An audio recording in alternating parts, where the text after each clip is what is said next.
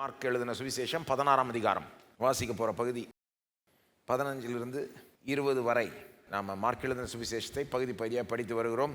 1ஆம் அதிகாரம் 1ஆம் வசனத்திலிருந்து தொடங்கி இப்போ கடைசி அதிகாரத்துக்கு வந்துட்டோம், கடைசி பகுதிக்கு வந்துட்டோம். மார்க் 16 15 20 வாசிக்கிறேன். பின்பு அவர் அவர்களை நோக்கி, நீங்கள் உலகமெங்கும் போய் சர்வ சிருஷ்டிக்கும் சுவிசேஷத்தை பிரசங்கியுங்கள். விசுவாசம் உள்ளவனாகி ஞானஸ்நானம் பெற்றவன் ரட்சிக்கப்படுவான், விசுவாசியாதவனோ ஆக்கினைக்குள்ளாக தீர்க்கப்படுவான். விசுவாசிக்கிறவர்களால் நடக்கும் அடையாளங்களாவன, என் நாமத்தினாலே பிசாசுகளை துரத்துவார்கள், நவமான பாஷைகளை பேசுவார்கள், சர்ப்பங்களை எடுப்பார்கள், சாவுக்கேதுவான யாதொன்றை குடித்தாலும் அது அவர்களை சேதப்படுத்தாது, வியாதியஸ்தர் மேல் கைகளை வைப்பார்கள், அப்பொழுது அவர்கள் சொஸ்தமாவார்கள் என்றார். இவ்விதமாய் கர்த்தர் அவர்களுடனே பேசின பின்பு பரலோகத்துக்கு எடுத்துக்கொள்ளப்பட்டு தேவனுடைய வலது பார்சத்தில் உட்கார்ந்தார். அவர்கள் புறப்பட்டு போய் எங்கும் பிரசங்கம் பண்ணினார்கள். கர்த்தர் அவர்களுடனே கூட கிரியையை நடப்பித்து அவர்களால் நடந்த அடையாளங்களினாலே வசனத்தை உறுதிப்படுத்தினார். ஆமேன். இந்த புஸ்தகத்தினுடைய இந்த முடிவு வசனங்கள், இந்த மார்க்கினுடைய முடிவு வசனங்கள் மட்டும் இல்லை, மற்ற சுவிசேஷங்களுடைய முடிவில் வர அந்த வசனங்கள், அதாவது குறிப்பாக மத்தேயு மற்றும் லூக்கா. பாருங்கள், இயேசுனுடைய வரலாற்றை சொல்கிறதுக்கு 4 புஸ்தகம் இருக்குது பைபிளில். மத்தேயு, மார்க், லூக்கா, யோவான். அதில் 3 கிட்டத்தட்ட கொஞ்சம் ஒரே மாதிரி இருக்கும். அது என்னென்னா மத்தேயு, மார்க்கு, லூக்கா. அதுலேயே வேறுபாடுகள்லாம் இருக்குது, ஆனால் அதில் நிறைய சிமிலாரிட்டி இருக்குது. யோவான் இன்னும் கொஞ்சம் தனித்தன்மை வாய்ந்த ஒரு புஸ்தகம். அது என்ன, யோவான் பிறகு எழுதப்பட்டது. இது 3ல் இல்லாதது அவர் வேணுக்குன்னே எழுத பார்க்குறார். நமக்கு சொல்லப்படாத சில தகவல்களை அவர் சொல்ல பார்க்குறார். அப்போ மத்தேயு, மார்க், லூக்கா அதுக்கு ஒரு சிமிலாரிட்டி இருக்குது. அது ஒன்றாவே பார்க்கலாம் பாருங்கள் பல விஷயங்களில். அந்த 3 புஸ்தகம் எடுத்துக்கிட்டிங்கன்னா, மார்க் மட்டும் இல்லை, மத்தேயு, மார்க், லூக்கா, இந்த புஸ்தகங்கள் எப்படி முடியுதுன்னு பார்த்தீங்கன்னா அதனுடைய முடிவு வசனங்கள் ரொம்ப முக்கியமாய் ஆகிவிடுகிறது. ஏனென்றால் நமக்கு சில முக்கியமான காரியங்களை அது போதிக்குது. அது இல்லைன்னா நமக்கு அது ஒரு பெரிய லாஸாக இருந்திருக்கும். நல்ல வேலை அது இருக்குது நமக்கு. இந்த மத்தேயு, மார்க்கு, லூக்கா போன்ற புஸ்தகங்கள் மட்டும் இல்லை, அது முடிகிற அந்த விதம், அந்த வசனங்கள் நமக்கு சில முக்கியமான காரியங்களை போதிக்குது. என்ன மாதிரி காரியங்கள்? ஒன்று சபையில் இருக்கிற மிக முக்கியமான ஆக்டிவிட்டீஸ், முக்கியமாய் செய்யப்படுகிற, இன்றைக்கும் கடந்த 2000 வருஷத்துலேயும் சரி, இன்றைக்கும் சபையில் செய்யப்படுகிற மிக முக்கியமான ஆக்டிவிட்டீஸ், செயல்கள், காரியங்களுடைய மூலம் எதுன்னு நமக்கு சொல்லுது. அது இதெல்லாம் எங்கேருந்து வந்ததுன்னு சொல்லுது. உதாரணத்துக்கு இன்றைக்கி சபையில் பிரசங்கத்துக்கு இவ்வளோ முக்கியத்துவம் கொடுக்குறோம். எங்கேருந்து வந்தது? உதாரணத்துக்கு கிறிஸ்தவர்களாக நாம் எப்போவுமே மற்றவர்களுக்கு சுவிசேஷத்தை சொல்ல பார்ப்போம் இல்லையா? மற்றவங்களுக்கும் இயேசுவை பற்றி நம்ம சொல்ல பார்ப்போம். எப்போ பார்த்தாலும் அது நமக்கு முக்கியமாக இருக்குது. பக்கத்து வீட்டு ஆள்கிட்ட சொல்கிறோம், பக்கத்து ஊர் ஆள்கிட்ட சொல்கிறோம், பக்கத்து நாடு ஆள்கிட்ட சொல்கிறோம். கடல் கடந்து போய் இன்னொரு இடத்துல இயேசுவை பற்றி நம்ம ஜனங்களுக்கு அறிவிக்கிறோம். பாருங்கள், இதெல்லாம் எங்கேருந்து வந்தது? யாருடைய ஐடியா இது? ஊராக போய் இயேசுவை பற்றி சொல்கிறது யார் இந்த ஐடியாவை கொண்டு வந்தது? இயேசுவை பற்றி அவங்கள்ட்ட சொல்லி அப்புறம் இயேசுவை விசுவாசிங்கன்னு சொல்கிறோம். அந்த ஐடியா யார்கிட்ட வந்தது? இயேசுவை பற்றி எல்லா இடத்துலையும் போய் சொல்லணும். சொல்லிட்ட பிறகு இப்போ இந்த இயேசுவை, கேள்விப்பட்ட இயேசுவை நீங்கள் இப்போ விசுவாசிங்கன்னு நம்ம சொல்கிறோம் பாருங்கள், அது யார்கிட்ட வந்த ஐடியா? அப்புறம் விசுவாசிச்சவங்களை பார்த்து என்ன சொல்கிறோம்? இப்போ ஞானஸ்தானம் எடுத்துக்கோங்கன்னு சொல்கிறோம். அந்த ஐடியா எங்கேருந்து வந்தது? இதெல்லாம் மனுஷன் கொண்டு வந்த ஐடியாவா? ரொம்ப பிரில்லியண்ட்டான மனிதர்கள் இப்படி பண்ணணும், நம்ம இந்த இயேசுன்னு ஒருத்தர் வாழ்ந்துட்டு, அதனால் நம்ம போய் எல்லாம் ஊரெங்கும் போய் சொல்லி அப்புறம் அவரை விசுவாசிக்கணும்னு சொல்லி அப்புறம் அவங்கள தண்ணியில் முக்கி எடுத்து, எங்கேருந்து வந்ததுங்க இந்த ஐடியாலாம்? யாருங்க இதெல்லாம் உண்டு பண்ணது? யார் இதெல்லாம் சொன்னது? இயேசு. உலகமெங்கும் போய் சர்வ சிருஷ்டிக்கும் சுவிசேஷத்தை பிரசங்கிங்கள் அவர் சொன்னதுனால உலகமெங்கும் போனாங்க. இன்றைக்கும் போய் கொண்டுதான் இருக்கிறார்கள். கடல் கடந்து போய் ஏன் இயேசுவை பற்றி சொல்லணும்? அவர் சொல்லிட்டார், ஆனாலும் போகிறாங்க. இயேசுவை பற்றி சொல்லிட்ட பிறகு இப்போ அவரை விசுவாசிங்கன்னு ஏன் சொல்கிறோம்? அவர் சொல்லிட்டார், இதோ சொல்கிறாரே, விசுவாசம் உள்ளவனாகி ஞானஸ்நானம் பெற்றவன் ரட்சிக்கப்படுவான். விசுவாசிங்கன்னு நம்ம ஏன் சொல்கிறோம்? அவர் சொல்கிறாரு. விசுவாசியாதவனா இருக்காத அப்படின்னு கடிந்து கொள்றாரு. அவங்கள விசுவாசிக்க சொல்றாரு, மற்றவர்களும் விசுவாசிக்கணுன்றாரு. விசுவாசிச்சவங்கள ஞானஸ்நானம் எடுத்துக்கோங்க, தண்ணியில் முக்கி எடுக்கணுமே, எதுக்கு தேவையா இது? ஏன் பண்றோம்? அவர் சொல்றாரு, விசுவாசம் உள்ளவனாகி ஞானஸ்நானம் பெற்றவன் ரட்சிக்கப்படுவான். அவர் சொல்றாரு இதெல்லாம். பாருங்க பாருங்க, இங்க மட்டும் இல்லை, மார்க்கில் மட்டும் இல்லை, இந்த மத்தேயுலையும் அதை பார்க்கலாம். நீங்க மத்தேயு பாருங்க, வாசிக்கிறேன். மத்தேயு 28:17-20. மார்க் எப்படி முடியுதோ அந்த மாதிரி தான் மத்தேயும் முடியுது. ஏறக்குறைய சில வேறுபாடுகள் இருக்கும், ஆனால் 2 பேர் ஒரே காரியத்தை பற்றி பேசும்போது நிச்சயமா கொஞ்சம் லைட்டாக அப்படி இப்படி கொஞ்சம் மாறதானே செய்யும். அப்படியே அச்சடித்த மாதிரி இருந்ததுன்னா அப்போ ஒருத்தர் இன்னொருத்தர் இருந்து தான் எடுத்துக்கிட்டாங்கன்னு தெரியும் நமக்கு. கரெக்டா? ஆனால் அதான் சுவிசேஷங்களுடைய அழகு. அதுதான் மத்தேயு மார்க்கும் ரொம்ப சிமிலர், ஆனால் அதே நேரத்தில் கொஞ்சம் லைட்டாக வித்தியாசமாக இருக்கும், ஆனால் அது ஒற்றுமைகள் அதிகம். மத்தேயு 28:17-20 பாருங்கள். மார்க் எப்படி முடியுதோ அது மாதிரி தான் முடியுது. அங்கே அவர்கள் அவரை கண்டு பணிந்து கொண்டார்கள், சிலரோ சந்தேகப்பட்டார்கள். மார்க் எப்படி சொல்கிறாரு? நமக்கு சீஷர்கள் இயேசு உயிர்த்தெழுந்தப்போ சந்தேகப்பட்டாங்க. மத்தேயும் சொல்கிறாரு பணிந்து கொள்கிறாங்க, ஆனால் அதே நேரத்தில் சிலர் சந்தேகப்பட்டாங்க. அப்புறம் 18, அப்பொழுது இயேசு சமீபத்தில் வந்து அவர்களை நோக்கி, வானத்திலும் பூமியிலும் சகல அதிகாரமும் எனக்கு கொடுக்கப்பட்டிருக்கிறது. ஆகையால் நீங்கள் புறப்பட்டு போய் சகல ஜாதிகளையும் சீஷராக்கி பிதா குமாரன் பரிசுத்தாவின் நாமத்திலே அவர்களுக்கு ஞானஸ்நானம் கொடுத்து சொல்றாரு. பாருங்க, நீங்க புறப்பட்டு போய், அதனால தான் புறப்பட்டு போனாங்க. இன்னைக்கும் போய் கொண்டிருக்காங்க. சகல ஜாதிகளையும் சீஷராக்கி, அதனால தான் இன்னைக்கும் அதை பண்ணிக்கிட்டு இருக்காங்க. பிதா குமாரன் பரிசுத்தாவின் நாமத்திலே அவர்களுக்கு ஞானஸ்நானம் கொடுத்து, அதனால தான் பண்றோம். 20ஆம் வசனம், நாங்கள் உங்களுக்கு கட்டளையிட்ட யாவையும் அவர்கள் கை கொள்ளும்படி அவர்களுக்கு உபதேசம் பண்ணுங்கள். ஞானஸ்தானம் கொடுத்தவங்களை என்ன சொல்கிறோம்? சபைக்கு தொடர்ந்து வசனத்தை கேளுங்க அப்படின்றோம். ஏன்? அவர் சொல்லிட்டாரு, ஞானஸ்தானம் கொடுத்துட்டு டாட்டா பை பை சொல்லிட்டாத, அவங்களுக்கு தொடர்ந்து போதி உபதேசம் பண்ணு. இதெல்லாம் அவர் சொன்னார். என்ன சொல்ல வரேன்னா, இந்த காரியங்கள் இன்றைக்கு சபையில் முக்கியமாய் செய்யப்படுகிற காரியங்கள், இன்றைக்கு மட்டும் இல்லை 2000 வருஷமா சொல்கிறேன். இதெல்லாம் மனுஷனுடைய ஐடியா கிடையாது, மனுஷன் ஏதோ கொண்டாந்தான் கிடையாது, இயேசுவே செய்ய சொன்ன காரியங்கள் என்பதை இந்த இப்படிப்பட்ட பகுதிகள் நமக்கு வெளிப்படுத்துது. இதை பற்றி நம்ம கிளியராக இருந்தோம்னா பாருங்க, சில காரியங்களை தொடர்ந்து நம்ம செய்வோம். சில நேரம் நமக்கு உலகத்தில் நம்ம செய்கிறத கண்டு அவங்க எரிச்சல் அடைகிறாங்க. சில நேரம் நம்ம செய்கிற விதம் ஒருவேளை ரொம்ப சூப்பராக இல்லாமல் இருக்கலாம், அதெல்லாம் கூட இருக்குது. ஆனால் சில நேரம் உலகத்தில் எப்படி சொல்லுவாங்கன்னா, ஏன் உங்கள் கிறிஸ்தவங்க நீங்கள் வேலையை பார்த்துட்டு சும்மா போக முடியாதா? உங்கள் இயேசுவை பற்றி எங்கள்கிட்ட சொல்லி ஆகணுமா? நீங்கள் உங்கள் இயேசுவை வச்சுக்கோங்க, நம்புங்க, பின்பற்றுங்க. நாங்கள் எங்கள் தெய்வங்களை வச்சுக்கிறோம், நாங்கள் பின்பற்றுறோம். நாங்கள் என்ன, நீங்கள் ஒரு வழியாக போங்க, நாங்கள் ஒரு வழியாக போகிறோம். எதுக்கு உங்கள் வேலையை பார்க்காம நீங்கள் எங்கள்கிட்ட சொல்லிக்கிட்டு இருக்கீங்க? Why can't you mind your business அப்படின்றாங்க. உங்கள் கிறிஸ்தவங்கள்ட்ட இதுதான் பிரச்சனை. சும்மா இயேசுவை பற்றி சொல்கிறேன்னு பக்கத்து வீட்டு ஆள்கிட்ட போகிறது, பக்கத்து தெருக்கிட்ட போகிறது, இந்த மாதிரி. இது தேவையா? இது நீங்களும் இயேசு நீங்கள் பாட்டு இருங்களேன், எங்களை ஏன் டிஸ்டர்ப் பண்ணுறீங்க? எங்கள்கிட்ட ஏன் சொல்லணும்? ஏன் சொல்லணும்னா, சொல்லாமல் இருக்க முடியல. ஒன்று, சரி, இப்போ ஒரு நல்ல பிரியாணி ஒரு இடத்துல சாப்பிட்டீங்கன்னா சொல்லாமல் இருக்க முடியுமா? இப்போ அந்த இடத்துல சூப்பராக இருக்குப்பா பிரியாணின்னு சொன்னால், இதெல்லாம் சொல்லக்கூடாதுன்னு சொன்னால் உங்களுக்கு எப்படி இருக்கும்? சொல்லாமல் இருக்க முடியலங்கன்னு சொல்லுவீங்க. நல்லா இருக்குங்க. ஒரு நல்ல வீடியோவை பார்த்தா ஃபார்வர்ட் பண்ணாமல் இருக்க முடியல, கை உறுத்துது. அது ஃபார்வர்ட் பண்ணலைன்னா திருப்தி வராது, சந்தோஷம். அப்போ ஒரு வீடியோக்கே இப்படி, ஒரு சாப்பாடுக்கே இப்படின்னா, அப்போ இயேசுவை ருசித்து பார்த்தவங்க, அவர் கொடுக்குற இந்த ரட்சிப்பையும் ஆசீர்வாதத்தை ருசித்து பார்த்தவங்க மற்றவங்களுக்கு சொல்லாமல் இருக்க முடியாது. ஆனால் அதையும் தாண்டி இயேசு சொல்லிட்டாரு, உலகம் எங்கும் புறப்பட்டு போன்னு சொல்றாரு. சும்மா அங்க இருக்காத, போ. அவர் போன்ட்டார், ஆனாலும் போறோம். சகல ஜாதியும் சீஷராக்குன்றார், சுவிசேஷத்தை சர்வ சிருஷ்டிக்கும் பிரசங்கின்றார், ஆனாலும் சொல்றோம் நாங்க. அவர் சொல்லிட்டாரே, அவர் சொல்ற பேச்சை கேட்கறதா, உலகம் சொல்ற பேச்சை கேட்கறதா? அவர் சொல்ற பேச்சை தான் கேட்கணும். அவர் தான் எங்களுக்கு ஆண்டவர், அவர் தான் எங்களுக்கு எஜமான், அவர் சொல்றதை நாங்கள் செஞ்சு ஆகணும். அவர் சொன்ன அந்த வார்த்தைனால 2000 வருஷமா போய்கிட்டு இருக்காங்க, இன்னும் சொல்லிக்கிட்டு இருக்காங்க. இதெல்லாம் அவர்கிட்ட வந்த காரியங்கள் என்பதை இப்படிப்பட்ட பகுதிகள் நமக்கு காண்பிக்குது பாருங்க. அதனால் ரொம்ப முக்கியமான பகுதி இந்த மாதிரி பகுதி. மார்க்கில் மட்டும் இல்லை, மத்தேயு, லூக்காலாம். இன்னொரு காரணம் ஏன் இந்த பகுதி முக்கியன்றது இருக்கு.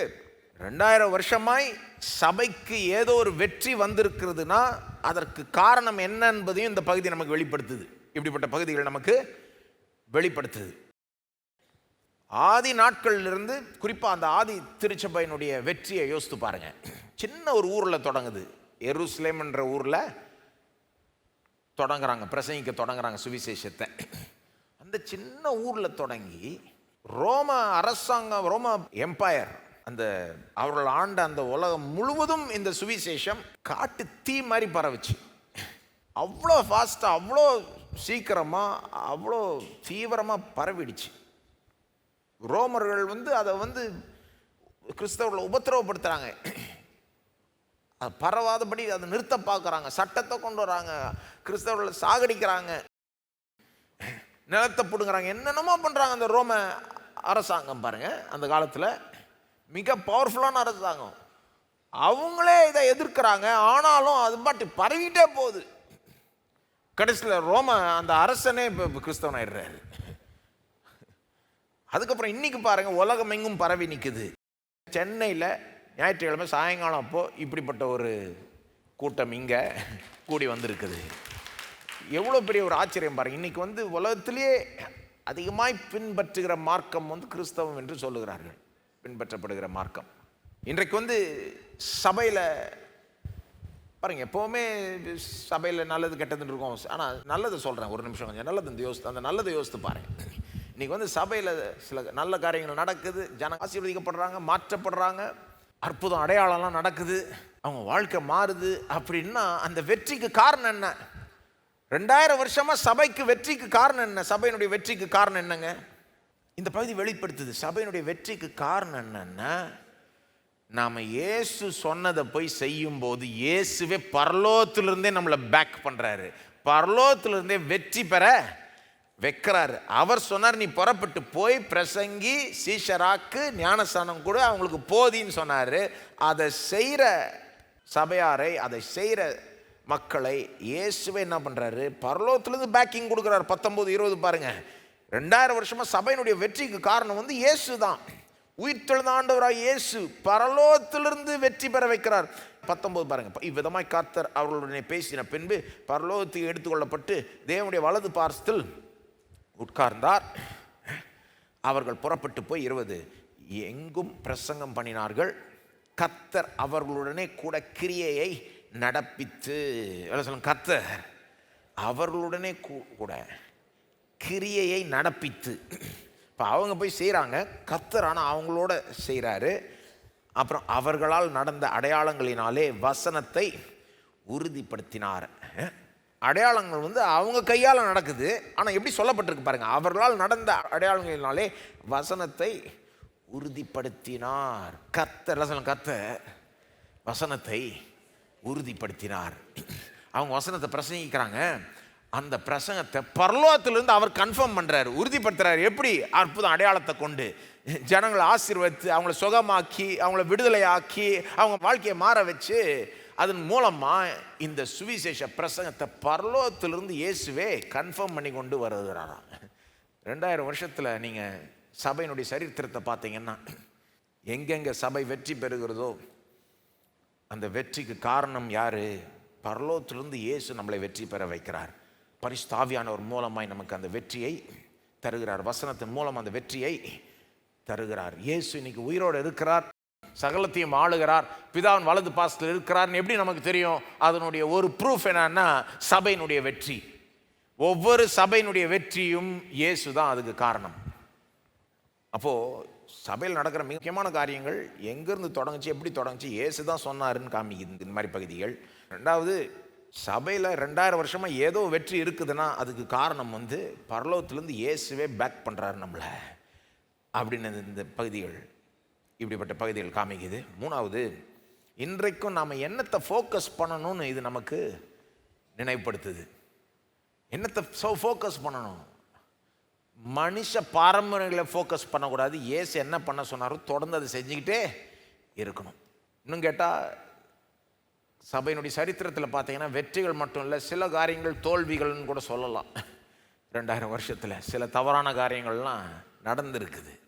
சபையும் அதில் ஈடுபட்டிருக்கிறதுன்ற உண்மை. சிலர் அதை ரொம்பவே சொல்லுவாங்க. பாருங்கள், அவங்க கிறிஸ்தவன்றீங்க, பாருங்கள் என்ன பண்ணாங்க பாருங்கள் கிறிஸ்தவங்க அப்படின்வாங்க. அதற்கு காரணம் என்ன? நீங்கள் போய் பார்த்தீங்கன்னா இயேசு சொன்னதை செய்யாமல் வேற என்னத்தையோ செய்கிறதுனால தான் அப்படிலாம் நடந்திருக்கு. சபை ஒரு பவர் இல்லாமல், ஒரு எஃபெக்ட் இல்லாமல், இன்எஃபெக்டிவாக இருந்ததுக்கு காரணம் என்னென்னா, இயேசு சொல்கிறத கவனிக்காமல் தாங்க வழியில் போனதுனால, மனுஷீக ஒரு வழியில், பாரம்பரியத்தின் வழியில், லௌகிக ஒரு வழியில் போனதுனால தான் அப்படிலாம் நடந்தது வழி. இயேசு சொன்னதை அவங்க செய்கிற வரைக்கும் பார்த்தீங்கன்னா அவங்க வெற்றி பெற்றாங்க. ஆதி திருச்சபையில் மெயினாக இயேசு சொன்னதை ஃபோக்கஸ் பண்ணிட்டு இருந்தாங்க. அப்படியே போக போக கொஞ்சம் மனுஷ பாரம்பரியங்கள்லாம் ஆட் ஆகிடுச்சு. இயேசு சொல்லாத காரியங்கள்லாம் சேர்த்துக்கிட்டாங்க அவங்க பாட்டுக்கு. இன்றைக்கி ஒரு சபைக்குள்ளே போனீங்கன்னா இயேசு வணங்குறாங்க, திடீர்னு பார்த்தா வேற யாரையும் வணங்குறாங்க.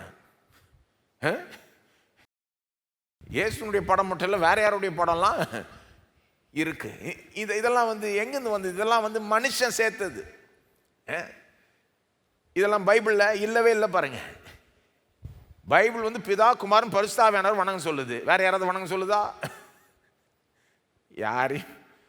ஆனால் இன்னைக்கு நூற்றுக்கணக்கான வருஷமா சில பாரம்பரியத்தை உண்டு பண்ணி அதில் அப்படியே போயிட்டு இருக்கிறாங்க. கேட்டால் கிறிஸ்தவங்கன்றாங்க. இப்படிப்பட்ட பகுதிகள் ரொம்ப முக்கியம் நமக்கு. ஏன்னா நமக்கு காண்பிக்குது, பாரு இதுதான் சபைனா இப்படி தான் இருக்கணும், இயேசு சொன்னதை செய்யணும், அதுதான் ஃபோக்கஸ். கிறிஸ்தவ ஊழியன்னா என்னது? சாராம்சமாக இங்கே வந்துடுது. அப்படியே எல்லா இடத்துக்கு போய் இயேசுவை பற்றி சொல்லணும், கேள்விப்படுறவங்க விசுவாசிக்கணும், அந்த விசுவாசிக்கிறவங்க ஞானஸ்தானம் எடுக்கணும், ஞானஸ்தானம் எடுத்தவங்க தொடர்ந்து போதனையை கேட்கணும், நடத்தப்படணும். இது அடிப்படை. இதை விட்டுட்டு மனுஷனுடைய பாரம்பரியம், ஸ்தாபன பாரம்பரியங்கள், இதெல்லாம் ஃபோக்கஸே பண்ணக்கூடாது. ரொம்ப சிலர் பாருங்கள் இதுலேயே இதை போட்டு பிடிச்சி தொங்கிக்கிட்டு இருப்பாங்க. ஏன் இதை பண்ணுறீங்கன்னு கேட்டால், இல்லை எங்கள் ஸ்தாபனத்தில் நாங்கள் இதுதான் எங்களுடைய முறை. ஓஹோ, அது பைபிள்லேருந்து ஒன்றும் பார்க்க தேவையில்லையா? நம்ம ஸ்தாபனத்தை பார்த்தா போதுமா? எங்கள் ஸ்தாபனத்தினுடைய உபதேசம் இது. ஓ, ஸ்தாபனத்தினுடைய உபதேசம் ரொம்ப முக்கியம். அதெல்லாம் முக்கியமே கிடையாது. பைபிளினுடைய உபதேசமானு பார்க்கணும். ஃபோக்கஸ் மாறிடக்கூடாது பாருங்க. இன்னைக்கும் இந்த மாதிரி பகுதிகள் ரொம்ப முக்கியம். ஏன்னா கிறிஸ்தவத்தில் நம்ம என்னத்தை ஃபோக்கஸ் பண்ணணும்னு இது ரொம்ப கிளியராக நமக்கு போதிக்குது. இங்கே ரொம்ப முக்கியமாய் சொல்லப்படுகிற ஒரு காரியத்தை தான் நம்ம இன்றைக்கி ஃபோக்கஸ் பண்ண போகிறோம். அது என்னது? இந்த 15ஆம் வசனத்தில் இயேசு சொல்கிறார்ல, அதான் இங்கே மெயின் கட்டளை. நீங்கள் உலகமெங்கும் போய் சர்வ சிருஷ்டிக்கும் சுவிசேஷத்தை பிரசங்கிகள். மத்தேயுல இதே மாதிரி கிட்டத்தட்ட வருது, நீங்கள் புறப்பட்டு போய் சகல ஜாதியும் சீஷரா ஆக்குங்க. அதுதான் இங்கே மெயின் கட்டளை. இங்கே மார்க்கில் பார்த்தீங்கன்னா அந்த 15ஆம் வசனத்தில் சொல்கிறாரு, உலகம் எங்கும் போய் சர்வ சிருஷ்டிக்கும் சுவிசேஷ பிரசங்கின்னு சொல்கிறாரு. அதுக்கப்புறம் வர்றது எல்லாமே அதனுடைய விளைவு. அவங்க போய் சுவிசேஷத்தை பிரசங்கிக்கணும் எல்லா இடத்துலையும், எல்லார்ட்டையும். அப்படி செய்யும்போது சிலர் விசுவாசிப்பாங்க, சிலர் விசுவாசியாமல் போவாங்க. அதுதான் 16 சொல்லுது. யார் யார் விசுவாசிக்கிறாங்களோ, அந்த விசுவாசத்தை நிமித்தம் ஞானஸ்தானம் பெற்றுக்கொள்கிறாங்களோ அவங்க ரட்சிக்கப்படுவாங்க. விசுவாசியாமல் போகிறாங்களா அவங்க லாஸ், அவங்க ஆக்கினைக்குள்ளாக தீர்க்கப்படுவாங்க. அப்புறம் 17ஆம் வசனம் என்ன சொல்லுது? விசுவாசம் இருக்கிற இடத்துல அடையாளங்கள் நடக்கும். எப்படிப்பட்ட அடையாளங்கள் நடக்கும்னு சொல்லுது. அப்புறம் 19, 20 அவங்க போய் இயேசு சொன்ன மாதிரியே செஞ்சாங்க. இயேசு பரலோகத்திலிருந்து அவங்களுக்கு பேக்கிங் கொடுத்தார். அப்போ இங்கே 15னுடைய விளைவு தான் மற்றது எல்லாமே. இங்கே இயேசு சொல்கிற மிக முக்கியமான காரியம் என்னது? உலகமெங்கும் போய் சர்வ சிருஷ்டிக்கும் சுவிசேஷத்தை பிரசங்கியுங்கள். ஆகவே இங்கே அதுதான் வலியுறுத்தப்படுறதுனால நாமும் அதுதான் வலியுறுத்த போகிறோம். அதை பற்றி தான் இன்றைக்கு சிந்திக்க போகிறோம். கடந்த 2000 வருஷமாக கிறிஸ்தவர்கள் உலகமெங்கும் போய் சுவிசேஷத்தை பிரசங்கித்து கொண்டு தான் வருகிறார்கள். ஆனாலும் நம்ம இன்னும் பண்ணலாம், இன்னும் செய்யணும். தொடர்ந்து இந்த கட்டளை நம்ம ஃபாலோ பண்ணணும். நீங்கள் ஒத்துப்பீங்கன்னு நினைக்கிறேன். 2000 வருஷமாக பண்ணிட்டு தான் இருக்காங்க கிறிஸ்தவங்க. நிறைய பரவிடுச்சு. இயேசுவை குறித்த சுவிசேஷம் நிறைய உலகமெங்கும் பரவிடுச்சு, உண்மைதான். ஆனால் இன்னும் பரவ வேண்டியது இருக்குது. இன்றைக்கி ஏறக்குறைய 200 நாடுகள் இருக்குதுன்னு சொல்கிறாங்க பாருங்கள். உலகத்தில் 200 கண்ட்ரிஸ் கிட்ட.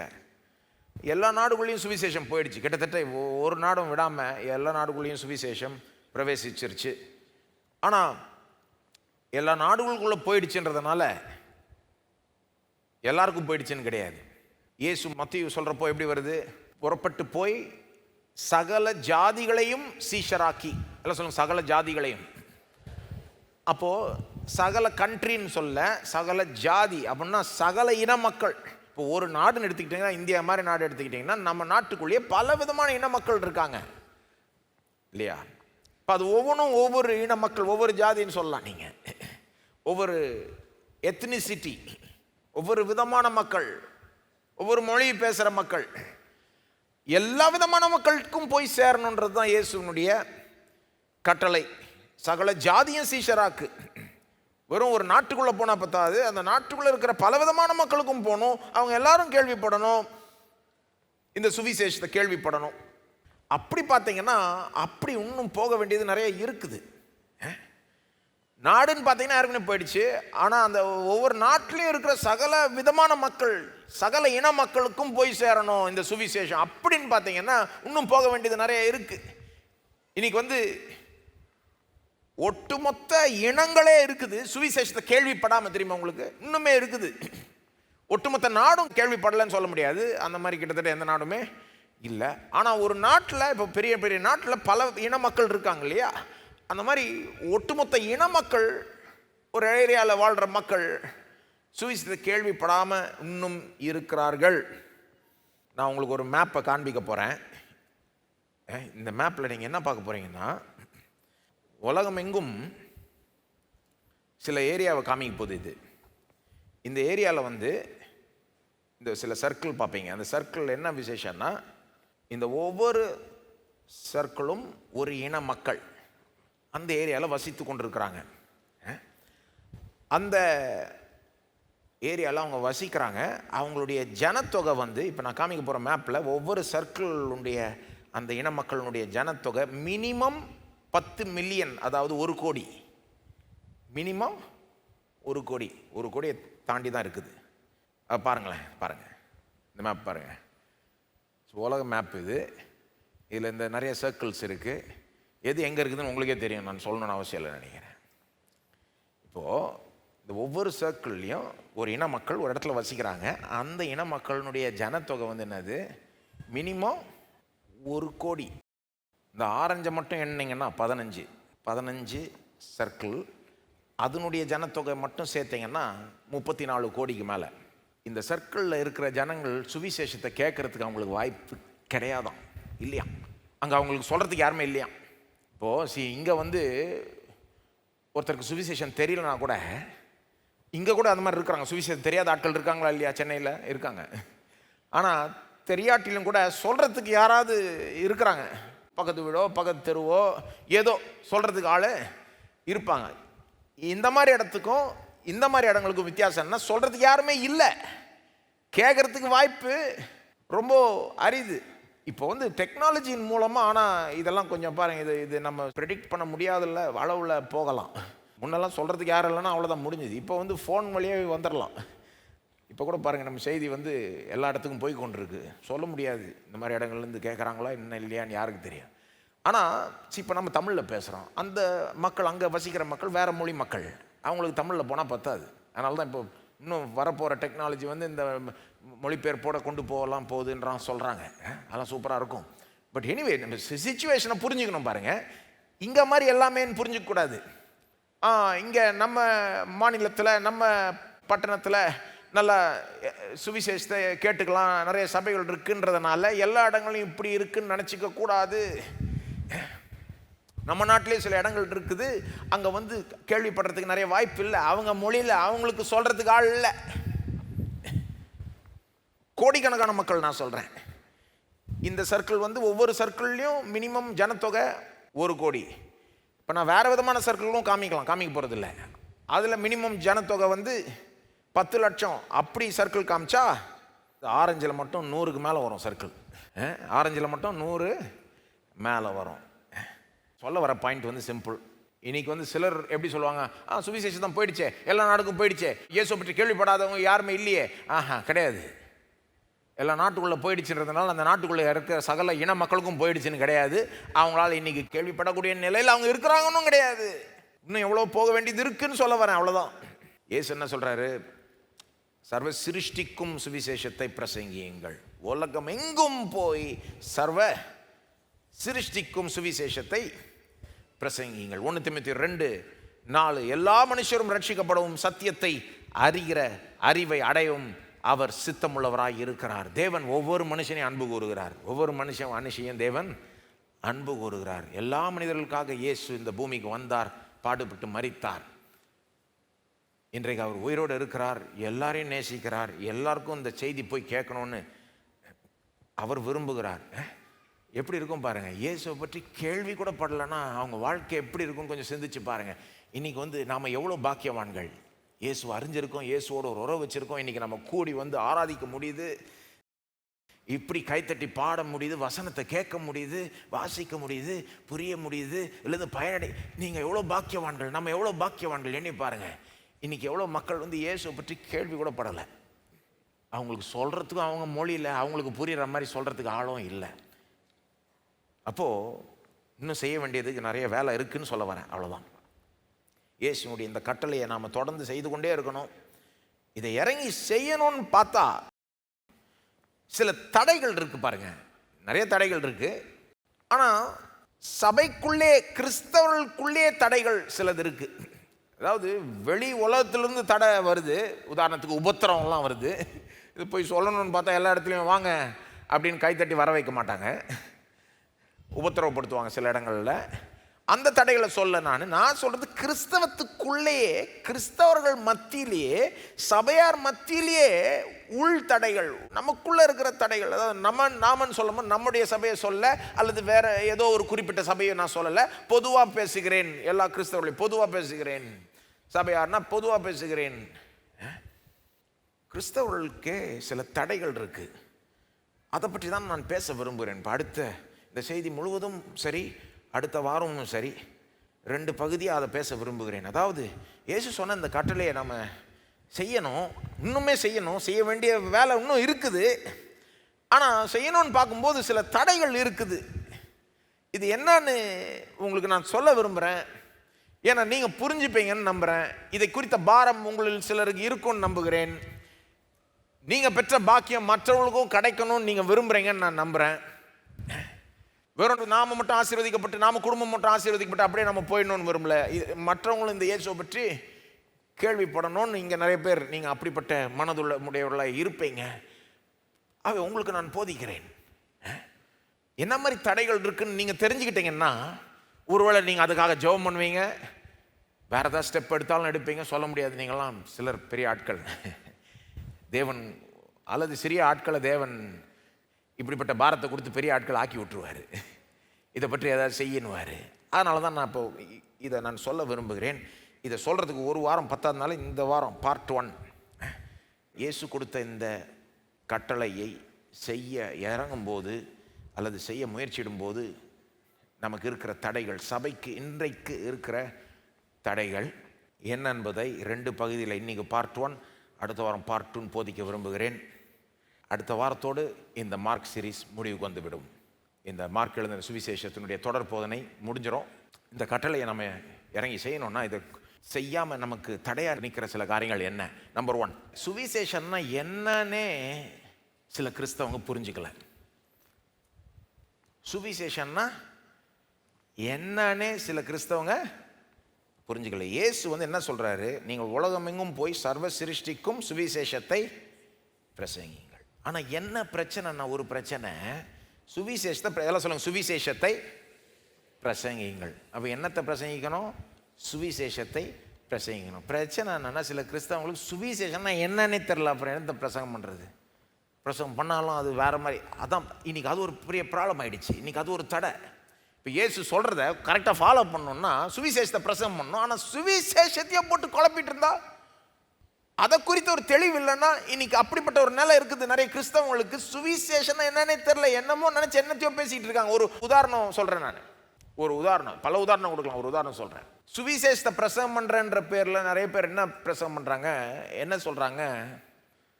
சில சபைகள் என்ன சொல்றது, கிறிஸ்தவர் மத்தியில் என்ன சொல்றாங்க? நாம தானம் தர்மம் செய்யணும், இதுதான் இயேசுனுடைய செய்தி, இதை தான் உலகம் எங்கும் பரப்ப சொன்னாரு. உலகம் எங்கும் போய் என்னத்தை பேச சொன்னார், என்ன பண்ணணும்னு சொன்னார்? எல்லாரும் போய் தானம் தர்மம் செய்யுங்க, ஏழைகளுக்கு உதவி செய்யுங்க, இதுதான் சுவிசேஷம். அப்படின்னு சொல்றவங்க இருக்கிறாங்க இன்னைக்கு. நீங்கெல்லாம் போய் தானம் தர்மம் செய்யணும், இதுதான் நற்செய்தி, இதுதான் இயேசு நமக்கு பரப்ப சொன்ன ஒரு செய்தி, எல்லாரும் மற்றவர்களுக்கு உதவி செய்யணும். அல்லது சிலர் இப்படி சொல்லுவாங்க, நாம எல்லாரும் பரிசுத்தமா வாழணும், இதுதான் சுவிசேஷன்ற மாதிரி இதை பேசிட்டு இருப்பாங்க. அதாவது நீங்க பரிசுத்தமா வாழ்ந்தீங்களா, நீங்க செய்ய வேண்டியதை செஞ்சீங்களா? அல்லது சில நேரம் மனம் திரும்புதல் என்று எடுத்துக்கிட்டு அதை ஓவராக ஃபோக்கஸ் பண்ணிக்கிட்டு அப்படி சொல்லுவாங்க பாருங்கள். நீங்கள் மனம் திரும்பிட்டீங்களா, உங்கள் பாவ வாழ்க்கையை விட்டுட்டீங்களா, பரிசுத்தத்தில் வளர்றீங்களா, நீங்கள் செய்ய வேண்டியதெல்லாம் செய்கிறீங்களா, உங்கள் கடமையை செய்கிறீங்களா, தேவன் உங்கள்கிட்ட இருந்து எதிர்பார்க்குறத செய்கிறீங்களா? சுவிசேஷன்ற பேரெல்லாம் கூட யூஸ் பண்ணிட்டு இப்படிலாம் போய்கிட்டு இருக்கோம். நீங்கள் செய்ய வேண்டியதை செய்கிறீங்களா, நீங்கள் செய்கிறீங்களா, நீங்கள் பண்ணுறீங்க இப்படி. இதில் என்ன ப்ராப்ளம்னா, நாம் என்ன செய்யணுன்றது சுவிசேஷத்தினுடைய மையமே கிடையாது. மனம் திரும்புதல் முக்கியம், பாவத்தை விட்டு பரிசுத்தமாக வாழ்றது முக்கியம், தானம் தர்மம் செய்கிறதும் கிறிஸ்தவத்தில் முக்கியம், எல்லாமே முக்கியம். ஆனால் அது சுவிசேஷனுடைய மையமே கிடையாது. சுவிசேஷன்ற வார்த்தை என்னன்னு புரிஞ்சுக்கல நிறைய பேர். சுவிசேஷம்னா என்ன? நற்செய்தி. எல்லாம் சொல்லுங்க நற்செய்தி அப்படின்னா நல்ல செய்தி. எல்லாம் சொல்லுங்க செய்தி. அப்போ அடிப்படையில் சுவிசேஷம் வந்து ஒரு செய்தி. இப்போ செய்தினா என்ன? அதுக்கு ஒரு தன்மை இருக்கு. செய்தினா என்னங்க? நடந்த விஷயத்தை சொல்றது தானேங்க செய்தி. நீ போய் இதை செய்யன்னு சொல்றதா செய்தி? கிடையாது. நடந்த ஒரு விஷயத்த சொல்றது, எடுத்து இந்த மாதிரி நடந்துருச்சு அப்படின்னு நமக்கு செய்தியில் சொல்றாங்க. பொதுவாக அவங்க சொல்றது வந்து கெட்ட செய்தி, நடந்த கெட்டது எல்லாத்தையும் சொல்றாங்க. ஆனால் அந்த செய்தியினுடைய தன்மையை கவனிக்கணும். செய்தியினுடைய தன்மை என்னன்னா, நடந்ததை எடுத்து சொல்றது, ஏற்கனவே நடந்த காரியத்தை எடுத்து சொல்றது. சுவிசேஷன் கிறிஸ்தவ சுவிசேஷன் நல்ல செய்தி அப்படின்னா ஏற்கனவே என்னமோ நல்லதா என்னமோ நடந்துருச்சு, அதை எடுத்து சொல்றதுக்கு தான் நம்ம இருக்கிறோம். அது மட்டும் இல்ல, ஏற்கனவே என்ன நடந்துருச்சு? தேவன் நமக்காக என்னத்தையோ செஞ்சிட்டார் கிறிஸ்துவின் மூலமாய், அதை எடுத்து சொல்றது தான் பிரதானமா சுவிசேஷம். நாம என்ன பண்ணணும்ன்றது கிடையாது. தேவன் ஏற்கனவே நமக்காக கிறிஸ்துவின் மூலமாய் செய்த காரியங்களை எடுத்து சொல்லுவது தான் சுவிசேஷத்தின் மையம். Good news is the news about what God has done for us in Christ to save us. நம்மை ரட்சிக்கும்படி கிறிஸ்துவின் மூலமாய் தேவன் நமக்கு ஏற்கனவே செஞ்சு முடிச்ச காரியம்தான் சுவிசேஷத்தின் அந்த மையம். அதை எடுத்து செய்தி சொல்ற மாதிரி சொல்லணும். நியூஸை பார்க்குறப்போ அவங்க வந்து இப்படி நடந்துருச்சு அப்படி நடந்துச்சு நம்மளை பயமுறுத்திட்டு இருப்பாங்கல்ல. ஆனால் இந்த செய்தி நல்ல செய்தினால நாம் ஒரு பரவசத்தோட உற்சாகத்தோட சொல்கிறோம். உங்களுக்கு தெரியுமா என்ன நடந்ததுன்னு? 2000 வருஷம் முன்னால் தேவனே வானத்திலிருந்து பூமி வரைக்கும் வந்து நமக்காக வாழ்ந்து நமக்காக பாடுபட்டு மரித்து உயிரோட எழும்பி இன்றைக்கு இலவசமாய் பாவ மன்னிப்பையும் ரட்சிப்பையும் ஆசீர்வாதத்தையும் அருளுகிறார். இது ஒரு நல்ல செய்தி. நாம கடவுளுக்காக என்ன பண்ணணுன்றத குறித்த செய்தி கிடையாது. அது செய்தியினுடைய மையம் அது கிடையாது. அவர் நமக்காக ஏற்கனவே என்ன பண்ணிட்டாரு, ஒரு நல்ல காரியத்தை பண்ணிட்டாரு என்று நாம ஜனங்களுக்கு சொல்லணும்.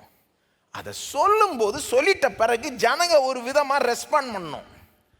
அதுதான் வந்து மனம் திரும்புறது, நம்புறது, ஞானஸ்தானம் எடுக்கிறது, இதெல்லாம் நற்கிரியை செய்கிறது, பரிசுத்தமாக வாழ்கிறது, அதெல்லாம் என்னது? ஜனங்களுடைய ரெஸ்பான்ஸ்.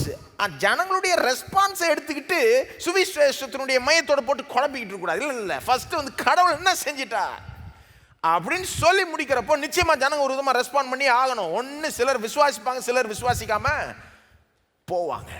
ஒரு விதமான ரெஸ்பான்ஸை தேவன் நம்மகிட்ட இருந்து எதிர்பார்க்கிறார், விசுவாச ரெஸ்பான்ஸ் எதிர்பார்க்கிறாரு. ஆனால் என்ன பண்ணுறாங்க? இது என்னன்னே புரிஞ்சிக்காம அவர் செய்ததை விட்டுட்டு கடவுள் நமக்கு எவ்வளோ பெரிய காரியத்தை செஞ்சார்ன்றதை பெருசாக சொல்லாமல் நாம் என்ன செய்யணும்னே பேசிக்கிட்டு இருக்காங்க நிறைய பேர். நீங்கள் பரிசுத்தமாக வாழ்ந்தீங்களா? மனம் திரும்பிட்டீங்களா? பாவத்தை விட்டு விட்டீங்களா? தானம் தர்மம் செஞ்சிட்டீங்களா? சுவிசேஷன் என்னது? அதனுடைய மையம் வந்து தேவன் கிறிஸ்துவுக்குள் நமக்காக என்ன செய்திருக்கிறார், நம்மை ரட்சிக்கும்படி என்ன செய்திருக்கிறார் என்று எடுத்து சொல்லணும். அதுதான் சுவிசேஷத்தினுடைய மையம். நாம் தேவனுக்காக என்ன செய்யணுன்றது வந்து சுவிசேஷத்தினுடைய மையமே கிடையாது, பிரதானமே கிடையாது, ஆரம்பமே கிடையாது. அது பிறகு வர வேண்டிய ஒரு காரியம். இதையும் அதையும் போட்டு குழப்பிக்கிட்டு அப்போ பிரசங்கியார்கள் இதை மனதில் வைத்துக்கணும். எப்போவுமே நம்ம தேவன் நமக்காக செய்து முடித்தவைகளை எடுத்து முதல்ல ஜனங்களுக்கு சொல்லணும், அதை இன்னும் வலியுறுத்தணும், ஜனங்களும் அதை புரிஞ்சுக்கணும். ஸோ சுவிசேஷன்னா என்னாலே புரிஞ்சுக்கல, நம்பர் 1. சரிங்களா? இதுக்கு நிறைய உதாரணம் சொல்லலாம். பட் சுவிசேஷன்னா என்னன்னு ஒரு 3 வாரம் எடுத்து நான் 10 அம்சங்களாக வேற ஒரு இடத்துல போச்சிருக்கேன் பிலிப்பியரில். அதுக்குள்ளெல்லாம் போக விரும்பல. இன்றைக்கி ஜஸ்ட் பிரச்சனை என்னன்னு கொஞ்சம் உங்களுக்கு ஹைலைட் பண்ண விரும்புகிறேன், உங்களுக்கு எடுத்து காமிக்க விரும்புகிறேன். இந்த மாதிரி சேலஞ்ச் இருக்குங்க, இதுக்காக எதாவது பண்ணுங்க அப்படின்னு சொல்ல வரேன். அவ்வளோதான். நீங்கள் என்ன பண்ணலாம்? ஜாப் பண்ணலாம். இன்னும் விளக்கம், பிரசங்கம், போதனை இதை குறித்து தேவை இல்லையா? பாருங்கள், இங்கே நீங்கள் இந்த மாதிரி போதனையெல்லாம் கேட்டிருக்கீங்க. ஆனால் எல்லா இடத்துலையும் எல்லாம் இந்த மாதிரி போதனை நடக்குதா? நான் சொல்கிறேன்னா அதான் நம்ம சபையை பற்றி பேசுகிறேன், நான் பொதுவாக கிறிஸ்தவத்தை பற்றி பேசி கொண்டிருக்கேன். இது ஒரு சேலஞ்சாக இருக்குது. இயேசு உலகமெங்கும் போய் சுவிசேஷத்தை பிரசங்கின்னு சொன்னால் இன்றைக்கி சுவிசேஷன்னா என்னன்னே சில கிறிஸ்தவங்களுக்கு தெரியல. 2வது, அந்த சுவிசேஷத்துக்கு நாம் எப்படி ரெஸ்பாண்ட் பண்ணணும், நாம் எப்படி மறு உத்தரவு கொடுக்கணும், அதை குறித்து தேவன் என்ன எதிர்பார்க்கிறார், எந்த ஆர்டரில் மறு உத்தரவு கொடுக்கணும், எது முக்கியம், எது அடுத்தது முக்கியம், எது பிரதானமாக முக்கியம், இதை குறித்த ஒரு தெளிவும் நிறைய கிறிஸ்தவங்களுக்கு இல்லை. ஓகே, சுவிசேஷத்தில் ஃபர்ஸ்ட் எப்போ கடவுள் நமக்கு என்ன செஞ்சிருக்காருன்னு சொல்லணும், அதுதான் பெரிய நல்ல செய்தி அப்படின்றது தெரில. ஓகே, 2வது, சரி இதை சொல்லி முடிக்கிறப்போ கடவுள் நம்மகிட்ட ஒரு ரெஸ்பான்ஸ் எதிர்பார்க்கிறார். என்ன ரெஸ்பான்ஸ் இது, என்ன ஆர்டரில், எது முதல்ல வரணும், எது 2வது வரணும், எது ரொம்ப முக்கியம், எது 2வது முக்கியம், இதை குறித்த தெளிவும் இல்லை. ஆனால் இதையும் போட்டு குழப்பிடுவாங்க. உதாரணத்துக்கு மார்க்கு 1ஆம் அதிகாரம் போங்க. பைபிளில் அந்த வார்த்தை எப்படி பயன்படுத்தப்படுதுன்னு பார்க்கும்போதே நம்ம கொஞ்சம் கவனமாக பார்க்கும்போது தெளிவு கிடைக்கும். பாருங்கள், மார்க் 1:14-15. யோவான் காவலில் வைக்கப்பட்ட பின் இயேசு கலிலேயாவிலே தேவனுடைய ராஜ்யத்தின் சுவிசேஷத்தை பிரசங்கித்து. அப்போ சுவிசேஷன்ற வார்த்தை வருது. என்ன சுவிசேஷம்? தேவனுடைய ராஜ்யத்தின் சுவிசேஷத்தை பிரசங்கித்தாராம் இயேசு. ஓகே, என்னன்னு பிரசங்கித்தார்? 15. காலம் நிறைவேறிற்று, தேவனுடைய ராஜ்யம் சமீபமாயிற்று, மனம் திரும்பி சுவிசேஷத்தை விசுவாசியுங்கள். இங்க எல்லாமே வந்துருது, சுவிசேஷமும் வந்துருது, அதற்கு வேண்டி நம்ம கொடுக்க வேண்டிய ரெஸ்பான்ஸும் வந்துருது. சுவிசேஷத்தை ஒரு பிரசங்கிச்சுட்டு கடைசி என்ன சொல்றாரு? மனம் திரும்பி சுவிசேஷத்தை விசுவாசியுங்கள். அப்ப அதுலயே தெரியுது பாருங்க, மனம் திரும்புறது சுவிசேஷம் கிடையாது. சுவிசேஷம் ஒன்று இருக்கு, நாம எப்படி ரெஸ்பாண்ட் பண்ணோம், அதுக்கு மனம் திரும்பணும், அதை விசுவாசிக்கணும். மனம் திரும்புறது சுவிசேஷம் கிடையாது, விசுவாசிக்கிறதும் சுவிசேஷம் கிடையாது. சுவிசேஷம் ஒன்று இருக்கு, அதை கேட்கும் போது நம்ம மனம் திரும்பி அதை விசுவாசிக்கணும். இங்க இயேசு பேசின சுவிசேஷம் என்னது? தேவனுடைய ராஜ்யத்தின் சுவிசேஷம். குறிப்பா என்ன சொல்றாரு? காலம் நிறைவேறிற்று, தேவனுடைய ராஜ்யம் சமீபமாயிற்றுன்னு என்ன அர்த்தம்?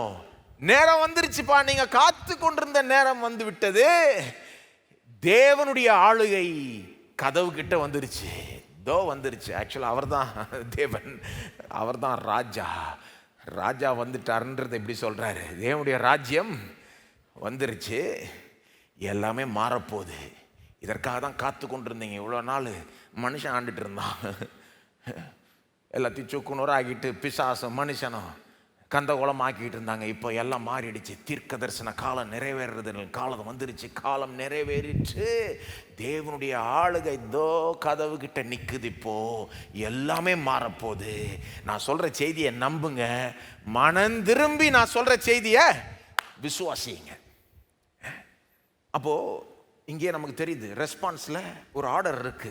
மனம் திரும்பி, எல்லாம் சொல்லுங்க, மனம் திரும்பி விசுவாசிக்க வேண்டும். இது பைபிளில் மற்ற இடங்களையும் போதிக்கப்படுது. ஸோ அப்போ அந்த ஆர்டர் நம்ம தெரிஞ்சுக்கணும்.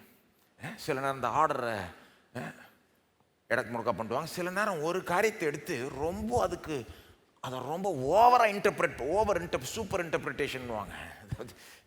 ஒரு காரியத்தினுடைய அர்த்தத்தை, உண்மையான அர்த்தத்தை தாண்டி அதை வியாக்கியானம் பண்ணி எங்கேயோ கொண்டு போகிறது.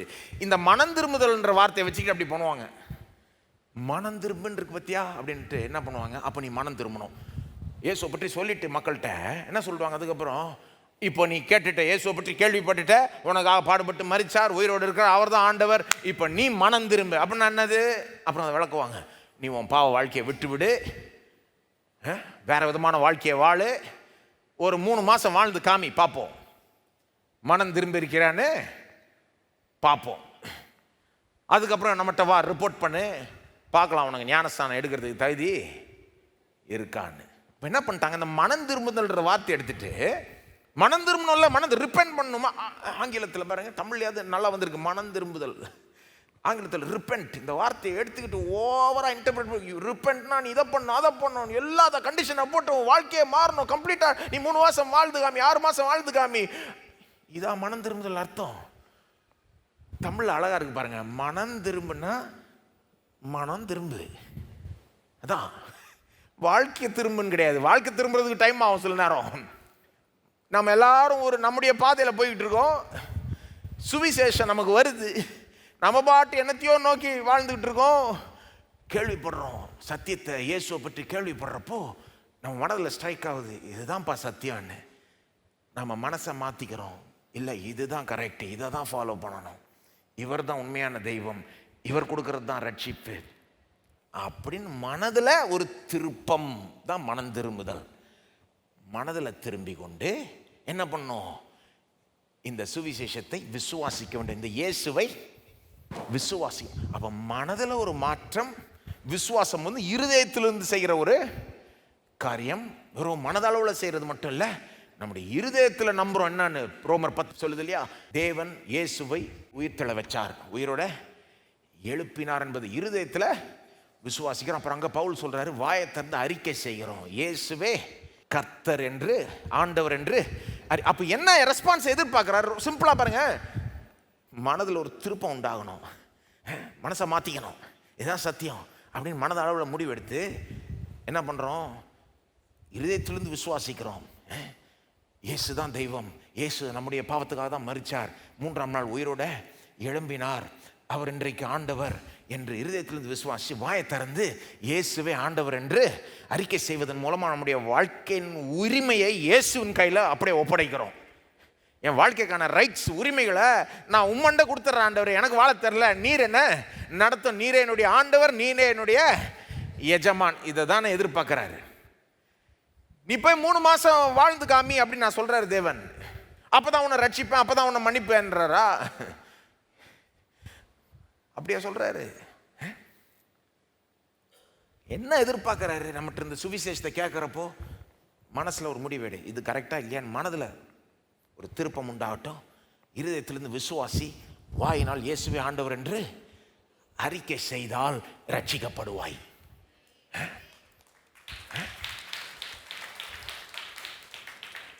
ஆனா என்ன ஆயிடுச்சு, இந்த உலக வழிமுறைகள்லாம் இதுக்குள்ள கொண்டுட்டாங்க. இப்போ தேவன் தான் இப்படி நம்மளை ஏத்துக்கிறதுக்கு என்ன எதிர்பார்க்கிறாரு, சும்மா ஒரு மனம் திரும்புதல், இருதயத்திலிருந்து விசுவாசம், வாயை திறந்து அறிக்கை, உள்ள இருந்தா நான் உன்னை ஃபுல்லா மன்னிச்சிடுறேன், ரட்சித்துறேன், ஏற்றுக்கொள்றேன்றார். ஃபுல் மன்னிப்பு, ஃபுல் ரட்சிப்பு, ஃபுல் ஏற்றுக்கொள்ளுதல், அப்படி அவ்வளவுதான். ஆனா உலகத்தில் இப்படி நடக்கவே நடக்காது. நீங்க ஒரு வேலைக்கு போனீங்கன்னா என்ன பண்ணுவாங்க, எடுத்த உடனே ஃபுல் ஸ்டேட்டஸ் கொடுத்துருவாங்களா உங்களுக்கு? ஃபுல் வேலை கொடுத்துட்றோம் உங்களுக்கு, இப்போ ஃபுல் சம்பளம், பர்மனண்ட் ஸ்டேட்டஸ், பர்மனெண்ட்டாக நீங்கள் இங்கே இருக்கலாம் சொல்லுவாங்க. இல்லை இல்லை, முதல்ல உங்களை ப்ரொபேஷனில் போடுவாங்க. என்ன பண்ணுவாங்க, 3 மாதம் ப்ரொபேஷன், 6 மாதம் ப்ரொபேஷன். ஏன்னா சொல்ல முடியாது, ஆள் நல்லா இருக்கலாம் இல்லை நல்லா எல்லாமலையும். ஸோ பார்ப்பாங்க, ஒரு 3 மாதம் நீங்கள் எப்படி இருக்கீங்கன்னு பார்ப்பாங்க. நல்லா இருந்தால் உங்களுக்கு பர்மனெண்ட்டாக ஆக்குவாங்க, இல்லைன்னா அனுப்பிச்சிடுவாங்க. இதுதான் உலக வழிமுறை. அப்போ நான் நினைக்கிறேன், கிறிஸ்தவங்க என்ன நினைக்கிறாங்க, நம்மளே இவ்வளோ புத்திசாலியாக இருந்தால் கடவுள் நம்மளை விட புத்திசாலி இல்லை, நிச்சயமாக ப்ரொபேஷன் இல்லாமல் எடுப்பாரா? அதனால தான் இந்த மாதிரி கொண்டு வந்துட்டாங்களா என்னன்னு எனக்கு தெரியல. நீ 3 மாதம் நீ வாழ்ந்து காமி, நீ உபவாசம் இருந்துட்டு வா, நீ அதை விட்டுட்டு முதல்ல வாழ்க்கையை சரி பண்ணிட்டு வா, அப்புறம் பார்க்கலாம் அவங்க ஞானஸ்தானத்துக்கு தகுதி இருக்கான்னு. இதெல்லாம் உலக புத்தி, இதெல்லாம் லௌகீக புத்தி, இதெல்லாம் வேதத்தோட ஒத்து வர காரியங்களே கிடையாது. இயேசுடைய அப்ரோச் இதுவா, நீ முதல்ல வாழ்ந்து காமி, அப்புறம் நான் மன்னிக்கிறேன். நாமனா அப்படி தான் சொல்லுவோம், ஒருத்தர் மன்னிச்சிருங்க தப்பு பண்ண, முதல்ல நீ சரியாயிட்டு வா பார்க்கலாம். இயேசு அப்படியே சொல்றாரு, நல்ல வேளை அப்படி சொல்ல. என்ன பண்றாரு, மன்னிச்சிடுறாரு, அப்புறம் மாத்திக்கோ அப்படின்றாரு. அவர் அப்ரோச் இதுதான். சொல்ல போனா அவர் ஃபர்ஸ்ட் மன்னிக்கிறதே நம்மளை மாத்திடுது. அந்த விபச்சாரத்தில் மாட்டிக்கொண்டு ஒரு ஸ்திரியை கொண்டு வந்தாங்க இயேசுக்கு முன்பாக. எல்லாரும் அவளை தண்டிக்கணும்னு பார்த்தாங்க. இயேசு உன்கிட்ட பாவம் இல்லைன்னா நீ வந்து அவளை தண்டி அப்படின்னாரு, கல் எறின்னாரு. ஒருத்தனும் அங்கே நிற்க முடியல, ஏன்னா எல்லார்ட்டையும் பாவம் இருக்குது, எல்லாரும் போயிட்டாங்க. அப்புறம் கடைசி இயேசு அந்த பெண்ணை பார்த்து சொல்கிறாரு, வேறு யாரும் இல்லையா உன்னை தண்டிக்கிறதுக்கு, உன்னை ஆக்கினைக்குள்ளாக தீக்கிறதுக்கு, கல் எறிகிறதுக்கு யாரும் இல்லையா? அந்த பெண் சொல்கிற, யாரும் இல்லை, நீங்கள் தான் இருக்கீங்க. இயேசு தான் அங்கே நிற்கிறாரு. இயேசு என்ன சொல்கிறாரு, சரி நீ போயிட்டு வா, ஒரு 3 மாதம் பார்க்கலாம் நீ எப்படி இருக்கிறேன்னு, அதுக்கப்புறம் நான் உன்னை மன்னிக்கிறேன்னு சொல்கிறாரா? நானும் உன்னை ஆக்கினைக்குள்ளாக தீர்ப்பது இல்லை, போ, இனி பாவம் செய்யாத. அப்ரோச் எப்படி இருக்கு பாருங்க. ஒரு கண்டிஷனல் அக்செப்டன்ஸ் கிடையாது. இந்த கண்டிஷனை நீ மீட் பண்ணா நான் உன்னை ஏற்றுக்கொள்றேன், ரட்சிக்கிறேன், உன்னை மன்னிக்கிறேன், அப்படி கிடையாது. மன்னிச்சிடுறாரு. நான் உன் ஆக்கினைக்குள்ளாக தீர்க்க வில்லை, மன்னிக்கப்பட்டாய், போ, இனி பாவம் செய்யாத. நீங்க நினைக்கிறீங்களா அவ போய் செஞ்சிருப்பான்னு? இப்படி மன்னிச்சாதான் செய்ய மாட்டாங்க. நீ பார்க்கலாம் அப்புறம் மன்னிப்போம்னா மாறாது, மன்னிப்பும் வராது, ஒன்றும் நடக்காது. இதுதான் கிறிஸ்தவ வழி, இதுதான் இயேசுனுடைய வழி. நம்முடைய வழிகளை காட்டிலும் அவருடைய வழிகள் மேலானவைகள். அவரை நம்ம லெவலுக்கு குறைச்சிடக்கூடாது பாருங்க. ஆனால் என்ன பண்ணுறாங்க, இந்த தேவன் நம்மகிட்ட என்ன எதிர்பார்க்கிறார் அப்படின்றத ஓவரா ஏற்றி விட்டு, நீ ஜனங்கள்கிட்ட நீ இதை பண்ணு அதை பண்ணு, மனம் திரும்புதல்ன்ற பேரில் இஷ்டத்தை இது பண்ணி விட்டு சிம்பிளான காரியத்தை எதிர்பார்க்கிறார் நம்மகிட்ட இருந்து. மனம் திரும்பி இருதயத்தில் விசுவாசி, வாயினால் அறிக்கை செய். அப்புறம் அடுத்தது என்ன எதிர்பார்க்கிறாரு? ஞானஸ்தானம் எடுத்துக்கோ. ஆர்டர் என்னது? மனம் திரும்பணும், விசுவாசிக்கணும் இருதயத்திலேருந்து, கூடவே வாயினால் அறிக்கை செய்கிறது இயேசுவே ஆண்டவர்னு. ஞானஸ்தானம் எடுத்துக்கோ. புது விசுவாசிட்டு இருந்து தேவன் எதிர்பார்க்கிற காரியம் என்னது? ஞானஸ்நானம். இதையும் பாருங்க, ஆர்டரை மாற்றி போட்டு ஃபர்ஸ்டே ஞானஸ்தானம் கொடுத்துருவாங்க. மனமும் திரும்பல, விசுவாசிக்கவும் இல்லை, ஆனால் ஃபர்ஸ்டே ஞானஸ்தானம் முடிஞ்சுது. எல்லாம் கந்த ஓலம் ஆர்டரை மாற்றி வச்சிருக்காங்க பாருங்க. இது வேதத்தினுடைய போதனையே கிடையாது. இந்த ஞானஸ்தானன்ற காரியத்தையும் சில நேரம் ஓவரா இது பண்ணி விட்டுறது சிலர் இருக்காங்க நம்ம நாட்டிலேயே. சபைகளில் கிறிஸ்தவங்க அவங்க ஞானஸ்தானத்தை தான் ரட்சகர் மாதிரி நினச்சிட்டு இருக்காங்க. பரலோகத்துக்கு எப்படி போகிறீங்கன்னு கேட்டு பாருங்கள். ஒன்றும் இல்லைங்க, 10வது தலைமுறை கிறிஸ்தவங்க. ஃபர்ஸ்ட் ஆஃப் ஆல் என்னுடைய தாத்தா தான் சபையை கட்டினார். அது மட்டும் இல்லை, பிறக்கிறப்பவே ஞானஸ்தானம் பெற்றேன் நான். கரெக்டாக அந்த தேதியில் கொடுத்துட்டாங்க, கன்ஃபர்மேஷன் எல்லாம் ஆயிடுச்சிங்க. அவங்களுடைய நம்பிக்கையெல்லாம் எதிர் மேலே இருக்குது. தாங்க பெரிய பேக்ரவுண்டு, எத்தனை தலைமுறை கிறிஸ்தவங்க, அவங்க தாத்தா என்ன பண்ணார், அவங்க எப்படி ஞானஸ்தானம் பெற்றாங்க, அதில் அவ்வளோ நம்பிக்கை அவங்களுக்கு. பரலோகம் போகாமல் எப்படி இருக்க முடியாது? அந்த ஞானஸ்தானம் தான் அவங்கள ரட்சிக்குது, ஞானஸ்தானம் தான் அவங்கள பரலோகம் கொண்டு போகிறதுன்ற அளவுக்கு சிலர் ஞானஸ்தானத்தை ஒரு எக்ஸ்ட்ரீமாக நினச்சிக்கிட்டு இருக்காங்க. சிலர் இன்னொரு எக்ஸ்ட்ரீமுக்கு போய் ஞானஸ்தானம் முக்கியமே இல்லைன்னு நினைக்கிற ஆட்களும் இருக்கிறாங்க. 2 எக்ஸ்ட்ரீமும் தப்பு பாருங்க. ஞானஸ்தானத்துக்கு ஒரு ரோல் இருக்கு. இயேசு அதை நம்மகிட்ட இருந்து எதிர்பார்க்கிறாரு, விசுவாசிக்கிறவர்கள்ட்ட இருந்து எதிர்பார்க்கிறாரு. ஞானஸ்தானம் ஒன்றும் நம்ம ரட்சிக்க முடியாது, இயேசு தான் ரட்சிக்கிறார். சொல்லுங்க, இயேசு ரட்சிக்கிறார். அந்த ரட்சிப்பை எப்படி நம்ம பெறுகிறோம்? ஞானஸ்தானத்தினால பெறல, விசுவாசத்தினாலே பெறுகிறோம். எல்லாம் சொல்லுங்க, கிருபையினாலே விசுவாசத்தை கொண்டு ரட்சிக்கப்பட்டோம். கிருபையினாலே ஞானஸ்தானத்தை கொண்டு ரட்சிக்கப்பட்டோம்னு வேதம் சொல்ல. அவர் ஃப்ரீயாக கொடுக்குறத நாம் விசுவாசத்தினால எடுத்துக்கிறோம். அப்போது ஞானஸ்நானத்தை விட முக்கியம் என்னது? விசுவாசம்.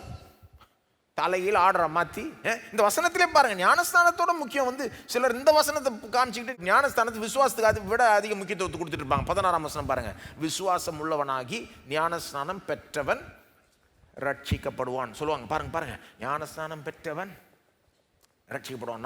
நான் சொல்லுவேன், பாருங்க, விசுவாசம் உள்ளவனாகி ஞானஸ்நானம் பெற்றவன் ரட்சிக்கப்படுவான், விசுவாசியாதவனோ ஆக்கினைக்குள்ளாக தீர்க்கப்படுவான். அப்போ இங்க வந்து டீல் மேக்கர் அண்ட் பிரேக்கர் வந்து வித்தியாசத்தை உண்டு பண்ணுகிறது என்னது? ஞானஸ்தானம் கிடையாது, விசுவாசம். விசுவாசம் இருந்து ஞானஸ்தானம் பெற்றானா ரட்சிக்கப்படுவான். விசுவாசிக்கலையா, ஞானஸ்தானம் பற்றி பேசவே இல்லை. ஏன்னா பேசி பிரயோஜனம் இல்லை. விசுவாசியாம ஞானஸ்தானம் எடுத்தா அது அர்த்தமே இல்லை. அப்போ இந்த வசனத்திலே நமக்கு தெரியுது எது இன்னும் முக்கியம். விசுவாசம் இன்னும் முக்கியம். ஞானஸ்தானம் வந்து விசுவாசிச்ச பிறகு எடுக்க வேண்டிய ஒரு காரியம். சொல்ல போனால் ஞானஸ்தானம் வந்து விசுவாசத்தை வெளிப்படுத்துகிற ஒரு காரியம். விசுவாசம் எப்போவுமே செயலில் வெளிப்படும். முதல் செயலாக தேவன் நம்மகிட்ட இருந்து என்ன எதிர்பார்க்குறாரு? ஞானஸ்தானம் எடுத்துக்கொண்டார். என்ன விசுவாசிக்கிறியா? ஞானஸ்தானம் எடுத்துக்கோ.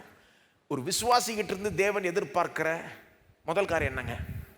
சரி, ஞானஸ்நானத்துடைய முக்கியத்துவத்தை சொல்கிறேன். இப்போ வெறும் இது வரைக்கும் கேட்டிங்கன்னா ஞானஸ்நானத்தை நான் முக்கியம் இல்லைன்னு சொல்கிற மாதிரி தெரியும். இல்லை, ரொம்ப முக்கியம் ஞானஸ்நானம். எவ்வளோ முக்கியம் தெரியுமா? ஒரு விசுவாசிக்கிட்ட இருந்து தேவன் எதிர்பார்க்கிற முதல் காரியம் என்னங்க? உலகத்தார்ட்டிருந்து தேவன் எதிர்பார்க்குற முதல் காரியம் என்ன? தெருவில் போயிட்டு இருக்கவங்கள்ட்ட இருந்து தேவன் எதிர்பார்க்கிற முதல் காரியம் என்னது? இயேசுவை நம்ப வேண்டும். அதுதான் எதிர்பார்க்கிறார். இயேசுவை நம்ப வேண்டும். தம்முடைய ஒரே பேரான குமாரன் மீது நம்பிக்கையை வைக்க வேண்டும். அவருக்கு பணிய வேண்டும். அதை தான் தேவன் எல்லார்ட்டிருந்தையும் எதிர்பார்க்கிறார்.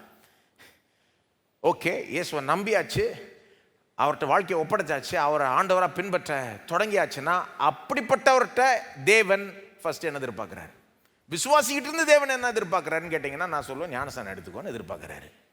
விசுவாசம் உள்ளவனாய் ஞானஸ்நானம் பெற்றவன் சகல ஜாதியும் சீஷராக்கி பிதாகுமாரன் பரிசுத்தாவின் நாமத்தினால் ஞானஸ்நானம் கொடுத்து, ஒரு விசுவாசிக்கு இருந்து தேவன் முதல்ல சபைக்கு எல்லா போதனையும் கற்றுக்கொண்டு எல்லாத்தையும் ஃபாலோ பண்ணி தரோவாய் அப்படியே எக்ஸ்பர்ட் ஆகி பர்ஃபெக்ட் ஆகி அப்புறம் ஞானஸ்நானம் எடுக்கணும்னு தேவன் எதிர்பார்க்கல.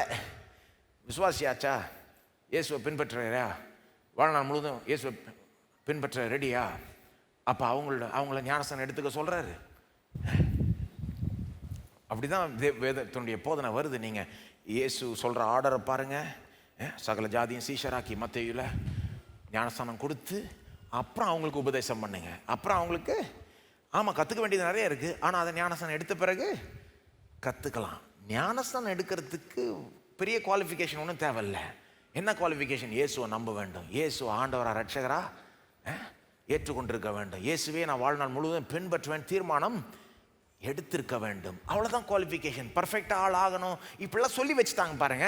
இப்படிலாம் ஒரு இதை பண்ணி விட்டு இன்றைக்கி நிறைய பேர் ஞானஸ்நானம் எடுக்காததுக்கு காரணம் என்னன்னா, அவங்க நினச்சிட்டு இருக்காங்க அவங்க எல்லாத்தையும் சரி பண்ணணும், பர்ஃபெக்ட் ஆகணும், அப்போ தான் ஞானஸ்நானத்துக்கான தகுதி. தப்பு. சொல்லப்போனால் ஞானஸ்நானம் எடுக்காதனாலேயே சிலர் இயேசுவை கனப்படுத்தாமல் இருக்கிறாங்க, கீழ்ப்படியாமல் இருக்கிறாங்க. அவர் ஒரு விசுவாசிக்கிட்டு இருந்து முதல்ல அதை எதிர்பார்க்குறாரு. ஞானஸ்நானம் எடுத்துக்கோ, பிறகு கிறிஸ்தவ வாழ்க்கையை தொடர்ந்து வளரு. ஞானஸ்நானம் கிறிஸ்தவ வாழ்க்கையினுடைய உச்சகட்டம் கிடையாது, கிறிஸ்தவ வாழ்க்கையினுடைய ஆரம்பம். உச்சகட்டம் என்னது? அன்பு. எல்லாம் சொல்லுங்க, அன்பு. அதுதான் கிறிஸ்தவ வாழ்க்கையினுடைய உச்சகட்டம். தேவனாகிய கர்த்தரை அன்பு கூறுவாயாக. அதான் பிரதான கட்டளை, த கிரேட் கமாண்ட்மெண்ட். ஞானஸ்நானம் சின்ன கட்டளைங்க, பிரதான கட்டளை ஒன்றும் கிடையாது, பெரிய கட்டளை ஒன்றும் கிடையாது. இந்த மாதிரி குழப்பி விட்டு தேவன் ஜனங்கள்ட்ட இருந்து என்ன எதிர்பார்க்கிறார்ன்றதையே புரிஞ்சுக்காம சில நேரம் தப்பாக சொல்லி ஜனங்களை தேவையில்லாமல் பாரப்படுத்தி இப்படி பண்ணால் எப்படி நம்ம உலகம் எங்கும் போய் சுவிசேஷத்தை பிரசங்கிக்கிறது, என்னத்தை சொல்கிறது? இந்த பிரச்சனையை நான் பொதுவாக கிறிஸ்தவத்தில் நான் பார்க்கிறேன். அதனால தான் இதை எடுத்து சொல்கிறேன். யாராவது இதை பற்றி என்னதுமோ செய்யட்டோன்னு. ஸோ ஆர்டர் என்னங்க? மனம் திரும்பணும். மனம் திரும்பி விசுவாசித்து ஞானஸ்நானம் எடுத்து போதனை கேட்க வேண்டும். ஞானஸ்நானம் எடுக்கிறவர்களுக்கு தான் போதிக்க சொல்கிறாரு. மத்தேயுல ஆர்டர் வாசித்து பாருங்கள், உபதேசம் பண்ணுங்க. அதனால தான் நம்ம ஞானஸ்நானம் கொடுக்குறப்போ 3 கேள்வி கேட்போம். இங்கே நாங்கள் ஞானஸ்நானம் கொடுக்குறப்போ என்ன கேள்வி கேட்போம்? அந்த 3 கேள்விக்கு பதில் ஆமுன்னு சொன்னால் தான் ஞானஸ்நானம் கொடுப்போம்னா கொடுக்க மாட்டோம். ஃபஸ்ட்டு கேள்வி என்னென்னா, ஆண்டவராக இயேசு உங்கள் சொந்த ஆண்டவராக ரட்சகராக ஏற்றுக்கொண்டுட்டீங்களா? 2வது கேள்வி, வாழ்நாள் முழுவதும் அவரே பின்பற்ற தீர்மானிச்சிட்டிங்களா? 3வது கேள்வி, தொடர்ந்து சபைக்கு வசனத்தை கேட்டு அதன்படி வாழுவீங்களா? 3த்துக்கும் ஆமாம் வரணும். ஏன்னா இயேசு அப்படி சொல்லிட்டாரு. ஞானஸ்நானம் எடுத்தவங்க அப்படியே போயிடலான்னு கிடையாது. அவ்வளோதான், எடுத்தாச்சு பரலோகம் போகலாம், அவ்வளோதான் முடிஞ்சது கதைன்னு கிடையாது. இல்லை, அவங்களுக்கு போதின்றார். நான் உனக்கு சொன்னதெல்லாம் அவங்களுக்கு எடுத்து உபதேசம் பண்ணுங்க. அந்த போதனையை கேட்க தான் வாழ்க்கை இன்னும் அதிகமாக மாறும் பாருங்க. டிரான்ஸ்ஃபர்மேஷன் உண்டாகும். வசனத்தை கேட்க அந்த போதனையில் ரெகுலராக அப்படி ஒரு சபைக்கு போய் போதனை கேட்க நம்ம ஆசீர்வாதத்தில் பெருகிறோம், மாற்றத்தில் வளருகிறோம், அப்புறம் நற்கிரியைகளை செய்ய ஆரம்பிக்கிறோம், ஒருவரோட அன்பு கூற ஆரம்பிக்கிறோம். இதெல்லாம் பிறகு வர்றது கிறிஸ்தவத்தில். ஆனால் கடைசியாக பிறகு வர காரியத்தெல்லாம் முன்னாலே எதிர்பார்த்து தலையில் ஆர்டரை மாற்றி போட்டால் என்னங்க இது? உலகம் இங்கே போய் சுவிசேஷத்தை பிரசங்க என்னாரு? சுவிசேஷன்னா என்னன்னே சிலருக்கு புரியாமல் இருக்குது. அந்த சுவிசேஷத்துக்கு எப்படி நாம் ரெஸ்பாண்ட் பண்ணணும், என்ன ஆர்டரில் ரெஸ்பாண்ட் பண்ணணும், எதுக்கு முக்கியத்துவம் கொடுக்கணும், தேவன் நம்மகிட்ட என்ன எதிர்பார்க்குறாரு, இதையும் புரிஞ்சிக்காம இருக்கிறாங்க. மூணாவது தடை. இன்னைக்கு இதோட நிறுத்திப்போம். 3வது தடை, சுவிசேஷம் எவ்வளோ மகிமையானது என்பதை சில கிறிஸ்தவங்களே உணரவில்லை. சுவிசேஷம் எவ்வளவு மகிமையானது என்பதை புரிஞ்சுக்கலை, உணரலை. இதை உணராத பட்சத்தில் எப்படி இன்னொருத்தர்கிட்ட போய் சொல்லணும்னு தோணும்? அல்லது இந்த சுவிசேஷ முயற்சிக்கு ஆதரவு அளிக்கணும்னு எப்படி தோணும்? நம்ம எல்லாருக்குமே இதில் பங்கு இருக்குங்க. நம்ம எல்லாருமே இதை எதாவது செய்யலாம், நிச்சயமாக செய்யலாம். என்ன செய்யலான்னு கேட்டிங்கன்னா, எனக்கு என்னங்க பங்கு இருக்குது? நான் சாதாரண ஒரு வேலையில் இருக்கேன், நான் பாட்டு வேலையை பார்த்துக்கிட்டு போகிறேன். நீங்கள் இதில் நான் என்னங்க பண்ண முடியும்? நான் ஊழியக்காரன்லாம் கிடையாது. நீங்கள் ஊழியக்காரன் இருக்க தேவையில்லை. ஆனால் உங்களுக்கு பங்கு இருக்குது. என்ன பண்ணலாம்? ஒன்று நீங்களாக போய் சொல்லணும், அல்லது சொல்கிறவங்களுக்கு ஹெல்ப் பண்ணணும். அவ்வளோதான், அதுதான் உங்கள் பங்கு.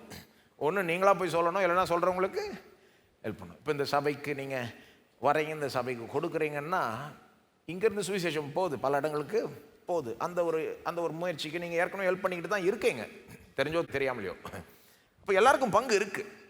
ஒன்று நாம் போய் சொல்லணும், இல்லை சொல்கிறவங்களுக்கு ஆதரவு அளிக்கணும். பல விதத்தில் அதை நம்ம செய்யலாம்.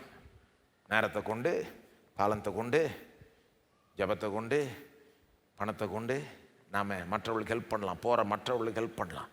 ஆனால் என்னென்னா, சுவிசேஷம் மகிமையானதுன்னு நமக்கு ஒரு உணர்வு இல்லைன்னு வைங்களேன், அதை புரிஞ்சுக்கலாம். எவ்வளோ மகிமையான ஒரு விஷயம் என்பதை நாம் புரிஞ்சுக்கலன்னா, உணரலைன்னா, நாம் போய் சொல்கிறதுக்கும் மனசு வராது, போய் சொல்கிறவங்களுக்கு ஹெல்ப் பண்ணுறதுக்கும் மனசு வராது. ஒரு இடத்துல பிரியாணி சூப்பர்னா நீங்கள் தானாக நீங்கள் போய் சொல்லிட்டு இருப்பீங்க, எல்லாத்தையும் வாய் விட்டு, இது சூப்பருங்க அது சூப்பருங்கன்னு. போய் பாருங்கள், சாப்பிட்டு பாருங்கள்.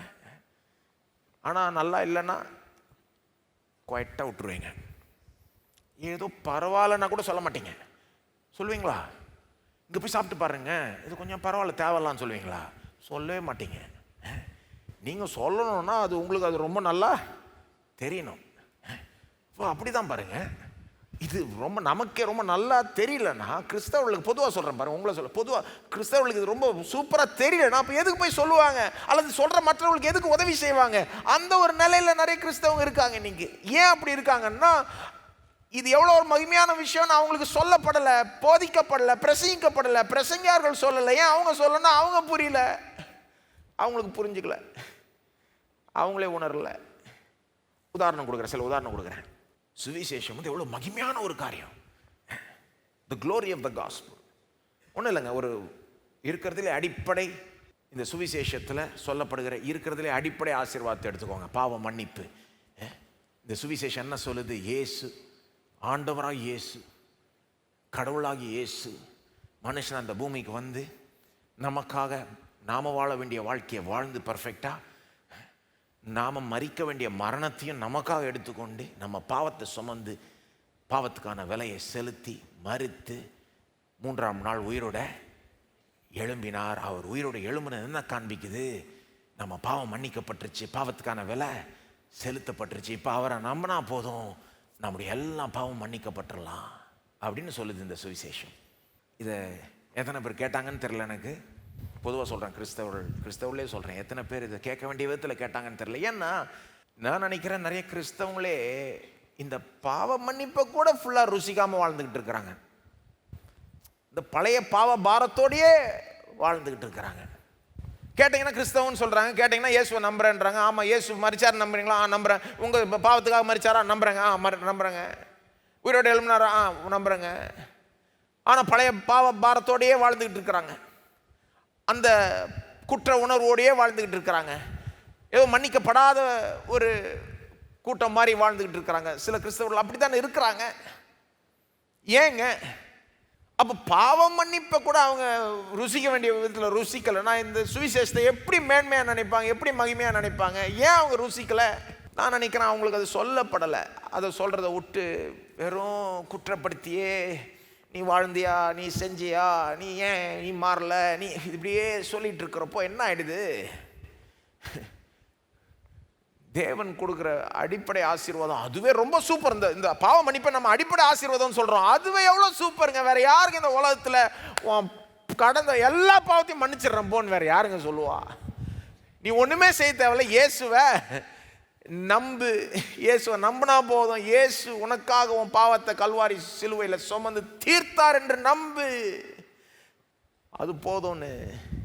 வேற எங்கெங்க இது கிடைக்கும் வந்த மாதிரி ஒரு செய்தி? நான் கேட்குறேன், புதிய ஒரு தொடக்கத்தோடு நீ வாழ்க்கையை வாழலாம், பழைய பாவத்தை கம்ப்ளீட்டாக மறந்துடலாம். அதற்கு நீ எந்த விலையும் செலுத்த தேவையில்ல. அதற்கான முழு விலை செலுத்தப்பட்டுருச்சு என்பதை காண்பிக்க இயேசு உயிரோட எழுப்பப்பட்டார். அவர் உயிரோட எழுப்பினதை என்னத்தை காண்பிக்குது? பிதா அவர் செலுத்தின விலையை ஏற்றுக்கொண்டார். அவர் செய்த செயல் மேல ஒரு முத்திரையை குத்துன மாதிரி இனி செலுத்துறதுக்கு எந்த விலையும் கிடையாது. எவ்வளோ மகிமையான விஷயம். இதை கூட சில கிறிஸ்தவங்க ருசிச்சு பார்க்கல. பாவ மன்னிப்பு ஏதோ மனதளவில் நம்புறாங்க, பாவம் மன்னிக்கப்பட்டுருச்சு, ஆனால் பாவ பாரத்தோடையே வாழ்ந்துக்கிட்டு இருக்கிறாங்க. ஏன் அவங்க நம்பலை? நான் சொல்கிறேன் ஏங்க சிலர் பாவ பாரத்தோடையே வாழ்ந்துக்கிட்டு இருக்காங்க. இயேசு அவங்க பாவத்தெல்லாம் உண்மையிலே சுமந்து தீர்த்து விட்டார். செலுத்துறதுக்கான விலை எதுவுமே இனி இல்லைன்னு அவங்க நம்பலைங்க. ஏங்க அவங்க நம்பலை? அவங்களுக்கு சொல்லப்படலைங்க. விசுவாசம் கேள்வினார் வரும், கேள்வி வசனத்தினால உண்டாங்க. அவங்களுக்கு சொல்லப்படாதனால அவங்க நம்பலை. அதனால் அந்த பாரத்தோடையே வாழ்ந்துட்டு இருக்காங்க. அப்படி யாராவது இருப்பீங்கன்னா நான் சொல்கிறேன், நீங்கள் அப்படி வாழக்கூடாது. அதனால தான் சொல்லிக்கிட்டு இருக்கிறேன், நம்பணும். இயேசு உங்கள் பாவத்தை சுமந்தாரா இல்லையாங்க? சுமந்தார். அப்போ நம்ம எதுக்கு பாவத்தை சுமந்துட்டு இருக்கணும்? அவர் சுமந்தாரா நாம் சுமக்கிறோமா? யாருங்க சுமக்கிறது? நம்பணும். 1 யோவான் 1:9 நம்பணும். பாருங்க, பாவத்தை அறிக்கை செஞ்சு அவர் நம்ம மன்னிக்க உண்மை உள்ளவராக இருக்கிறார், நீதி உள்ளவராக இருக்கிறார் வசனம் சொல்லுது. அதை வாசித்து அறிக்கை செஞ்சும் பாவ பாரத்தோடய வாழ்ந்துட்டு இருந்தா என்னங்க அர்த்தம்? நம்ம நம்பலன்னு அர்த்தம். அதுதான் அர்த்தம். என்னமோ சொல்றாரு மன்னிப்பாருன்னு, ஆனால் எனக்கு மன்னிச்சிட்டாருன்னு சொன்னார்னா நம்பணும். அதை மன்னிச்சிட்டார் தான் நம்புற வரைக்கும் 10 தடவை வாசிக்கணும், 20 தடவை வாசிக்கணும். பாருங்க, அப்போ பிரசங்கத்திலையும் இது லேக்கிங்காக இருக்குது. ஜனங்களும் இதை நம்பாமல் இருக்கிறதுனால இந்த ஒரு அடிப்படை ஆசீர்வாதத்தினுடைய மேன்மையை கூட புரிஞ்சிக்காம இருந்தா 4 பேர்கிட்ட சொல்லணும்னு எப்படி நினைப்போம்? நம்ம நினைக்கவே மாட்டோம். பாவ மன்னிப்பே மகிமையான ஒரு காரியம், வேற யாருமே தரக்கூடியாத ஒரு விஷயம். ஆனால் தேவன் இலவசமாக தரார். தேவன் இலவசமாக தரார். செய்யறதுக்கு நம்ம எதுவும் செய்ய தேவையில்ல. விசுவாசா போதும். அல்லது பாவம் மன்னிப்ப சொன்னேன், நீதிமான் ஆக்கப்படுதல், அதை யோசித்து பாருங்க. பாவம் மன்னிக்கப்பட்டதுன்னு ஒரு லெவல், நம்ம நீதிமான் ஆயிட்டோன்றது வேற லெவல். பாருங்க, அப்படின்னு என்ன அர்த்தம்? எல்லாம் சொல்லுங்க, நான் கிறிஸ்துவுக்குள் நீதிமான் அப்படின்னு என்ன அர்த்தம்? உங்களை பார்க்குறப்போ ஒரு அழுக்கு பாவியை போல தேவன் உங்களை பார்க்கறது கிடையாது. தகுதி இல்லாத பாவி வராம்பார் அப்படின்னு நான் பார்க்குறாரு கிடையாது. எப்படி பார்க்குறாரு? இதோ வராம்பார் நீதிமான், அப்படிதான் பார்க்குறாரு. கிறிஸ்துவுக்குள் நம்மை பார்க்குறாரு. நமக்கு ஆக்சுவலாக சுயமாக எந்த தகுதியும் கிடையாது அவர்கிட்ட வர்றதுக்கு. நம்ம எல்லாருமே அவருக்கு முன்பாக பாவிகள். ஆனால் என்ன பண்ணிட்டாரு? இயேசுவை நம்ம நம்பினதுனால நம்மளை இயேசுவோட இணைச்சு கிறிஸ்துவுக்குள் வச்சு கிறிஸ்துவுடைய தகுதியை நமக்கு கொடுத்துட்டார். அது பேர் தான் நீதிமான். இந்த ரெஸ்யூமே நம்முடைய தகுதியை காமிக்கும்ல. இப்போ ஒரு வேலைக்கு போகிறீங்கன்னா ரெஸ்யூமே எடுத்துகிட்டு போவீங்க. சிலருடைய ரெஸ்யூமே எல்லாம் எப்படி இருக்குன்னா, என்ன வேலை வேணால் கிடைக்கும் அந்த மாதிரி ரெஸ்யூமே. எங்கே போனாலும் இதை நீட்னா அவங்க படிப்பும் அவங்க எக்ஸ்பீரியன்ஸும் அவங்களுடைய ரெக்கமெண்டேஷனும் வேறு லெவலில் இருக்கும். பாருங்கள், என்ன வேலை கேட்டாலும் கிடைக்கும். தேவன் என்ன பண்ணிட்டார்? நம்ம ரெஸ்யூமே மாற்றி விட்டார். நம்ம ரெஸ்யூமே ஃபுல்லாக பாவ ரெக்கார்டாக இருந்தது, எதுக்கும் தகுதி இல்லாத ஒரு ரெஸ்யூமையாக இருந்தது. ஆனால் நமக்கு இப்போ இயேசுடைய ரெஸ்யூமே கொடுத்துட்டார். இப்போ நம்ம ரெஸ்யூமே பார்த்தா இயேசு செஞ்சதெல்லாம் இருக்குது நம்ம பேரில். அப்போ ஒரு பிரசங்கர் அப்படியே சொல்கிறாரு, it is like a resume which opens doors. Righteousness is like a resume from God which opens doors. இது கடவுளை நமக்கு கொடுக்குற ஒரு ரெஸ்யூமே மாதிரி. இது எல்லா கதவையும் திறக்கும். எல்லா ஆசீர்வாதத்தையும் பெறத்துக்கான தகுதியை உங்களுக்கு தேவன் கொடுத்து விட்டார். நீங்கள் வர்றப்போ, தேவன்கிட்ட வர்றப்போ தைரியமாக வரலாம். ஐயோ எனக்கு தகுதி இல்லையே, இந்த ஆசீர்வாதத்தை பெறதுக்கு தகுதி இல்லையே நினைக்க வேண்டாம். பாவம் மன்னிக்கப்பட்டுருச்சு, அவருடைய பார்வையில் நீதிமான் ஆயிட்டீங்க. அவர் எப்படி நம்மளை பார்க்குறாருன்னா சொந்த குமாரனை பார்க்கறது போல நம்மளை பார்க்குறாரு. எவ்வளோ பெரிய ஆசீர்வாதம் அது! ஐயோ,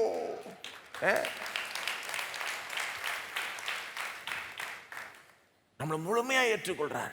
நம்மளை முழுமையாக ஏற்றுக்கொள்றார். கிறிஸ்துவுக்குள் நாம் நீதிமான்கள் ஆயிட்டோம்.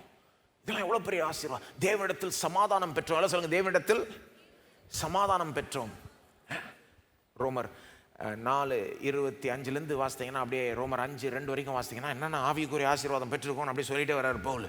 தேவனிடத்தில் சமாதானம் என்ன? முன்ன தேவனும் நாமும் சத்துருக்கள் மாதிரி இருந்தோம். இப்போ தேவனும் நாமும் ஃப்ரெண்ட்ஸ் மாதிரி. நமக்குள்ள எந்த பிரச்சனையும் இல்லை. நமக்கு தடையாக இருந்த பாவத்தை இயேசு அகற்றி விட்டு நம்மளை தேவனோட இணைச்சி விட்டார். இப்போ தேவனோட உறவு வச்சிருக்கிறோம். தைரியமாக அவருடைய பிரசன்னத்துக்குள்ளாய் பிரவேசிக்கும் ஸ்லாக்கியத்தை பெற்றோம். எப்போ வேணா கடவுளுக்கு முன்பாக போகலாம். இதெல்லாம் நான் சொன்னதெல்லாம் ஆவிக்குரிய ஆசீர்வாதங்கள் பாருங்க. இதெல்லாம் எவ்வளோ மகிமையான காரியம்னு ஜனங்களுக்கு எடுத்து சொல்லாதனால, அவங்களுக்கு புரியாதனால அவங்க இயேசு நமக்கு என்ன செஞ்சிருக்காரு, என்ன தந்தாருன்னு நினச்சிக்கிட்டு இருக்கிறவங்களும் இருக்கிறாங்க. இப்போ நான் சொன்னது வெறும் ஆவிக்குரிய ஆசீர்வாதங்கள். ஆனால் இது உங்கள் வாழ்க்கைக்கே ஒரு அடிப்படை. இது வந்துருச்சுன்னு புரிஞ்சிருச்சுன்னு வைங்களேன், மற்ற ஆசீர்வாதங்கள்லாம் நீங்கள் அனுபவிக்க ஆரம்பிச்சிடலாம். நான் தேவனால் முழுசா மன்னிக்கப்பட்டேன், நீதிமானா ஏற்றுக்கொள்ளப்படுறேன், தேவனிடத்தில் சமாதானம் இருக்கு, நான் எப்போ வேணாலும் கடவுளுக்கு முன்பாக போகலாம். இன்னைக்கு ஒரு நாட்டினுடைய பிரதமர் முன்பாகவோ பிரசிடென்ட் முன்பாகவோ தைரியமாக போகலாமா, எப்போ வேணால் நினச்சா போகலாமா, அப்பாயின்மெண்ட் இல்லாமல். ஆனால் வானத்தையும் பூமியும் படைச்ச சர்வ வல்ல தேவனுக்கு முன்பாக நீங்கள் எப்போ வேணால் போகலாம், தைரியமாக பிரவேசிக்கலாம். தைரியமாக கிருபாசன தண்டை வாருங்கள்னு சொல்கிறாரு. நீங்கள் போய் ஏற்ற நேரத்தில் இரக்கத்தையும் கிருபையும் பெறலாம். எவ்வளோ பெரிய விஷயம் பாருங்க. இது உள்ள ஒரு தைரியமாக வந்துருச்சு. இதை விசுவாசிங்க தொடங்கிட்டீங்கன்னா நீங்கள் அவர்கிட்ட போவீங்க, அவர்கிட்ட கேட்பீங்க, பெற்றுக்கொள்வீங்க. வாழ்க்கையில் மற்ற ஆசீர்வாதங்களை பெற தொடங்கிடுவீங்க. நம்முடைய ஒரே பேரான குமாரன் என்று பாராமல் நமக்காக ஒப்பு கொடுத்தவர் மற்ற எல்லாவற்றையும் அவரோட கூட அருளாது இருப்பது எப்படி? ஆனால் என்ன பண்ணுவாங்க, சில நேரம் இதெல்லாம் சுவிசேஷனுடைய மகிமையை ஒன்றில்லாத மாதிரி ஆக்கிடுறாங்க. சிலர் என்ன சொல்கிறாங்க, இல்லைங்க, அதாவது மீட்பு நமக்கு ஆவிக்குரிய ஆசீர்வாதங்களை தான் கொடுக்குது. மீட்பு நமக்கு, இப்போ தான் நான் சொன்னேன், ஆவிக்குரிய ஆசீர்வாதங்களே வேற லெவல், அதனுடைய மகிமையை எடுத்து சொல்லலை. அப்படி சொன்னாலும் என்ன சொல்கிறாங்க சிலர், மீட்பு ஆவிக்குரிய ஆசீர்வாதம் தான் கொடுக்குது. கடவுள் நம்முடைய ஆவிக்குரிய நலனை முக்கியமாய் கருதுகிறார், மற்றதெல்லாம் பெருசு முக்கியம் கிடையாதுன்னு சிலர் அப்படி போதிக்கிறாங்க. ஆவிக்குரியமா நம்ம நல்லா இருந்தால் போதும், அவருக்கு மற்றதெல்லாம் முக்கியமே கிடையாது. இயேசு கல்வாரி சிலுவையில் நமக்கு செய்து முடித்த காரியங்கள் மூலமாய் ஆவிக்குரிய ஆசீர்வாதம் நமக்கு கிடைக்குது, மற்றதெல்லாம் கிடையாது. சரீர சுகம்லாம் கிடையாது, பொருளாதார ஆசீர்வாதம்லாம் கிடையாது, இது கிடையாது, அது கிடையாது, இது மட்டும்தான் இருக்குது அப்படின்னு அவங்களே ஒரு இதை பிரித்து போட்டு. ஆனால் பைபிளுடைய போதனை ஒரு ரொம்ப முழுமையான ஒரு போதனை. நம்முடைய பிரச்சனை முதல்ல ஆவிக்குரிய பிரச்சனையாக இருக்கிறதுனால இயேசு அதை தான் பிரதானமாக டீல் பண்ணுறாரு. பாவத்தை எடுத்துடுறாரு, தேவனோட இணைச்சிடுறாரு. அதை பண்ணுறதன் மூலமாக மற்ற எல்லா ஆசீர்வாதத்துக்கும் கதவை திறந்து விட்டுறாரு. இப்போ விசுவாசிக்கிற அளவுக்கு நாம் பெற்றுக்கொள்ளலாம். உங்கள் விசுவாசத்தின் அளவின்படி நீங்கள் பெற்றுக்கொள்ளலான்ற மாதிரி ஆக்கி விட்டுறாரு பாருங்க. அதெல்லாம் பார்க்கறது இல்லை. அவங்க கடைசியில் என்ன பண்ணிடுறாங்க, கடவுளை மனுஷனை காட்டிலும் ஒரு மட்டமான ஒரு போல காமிச்சிடுறாங்க.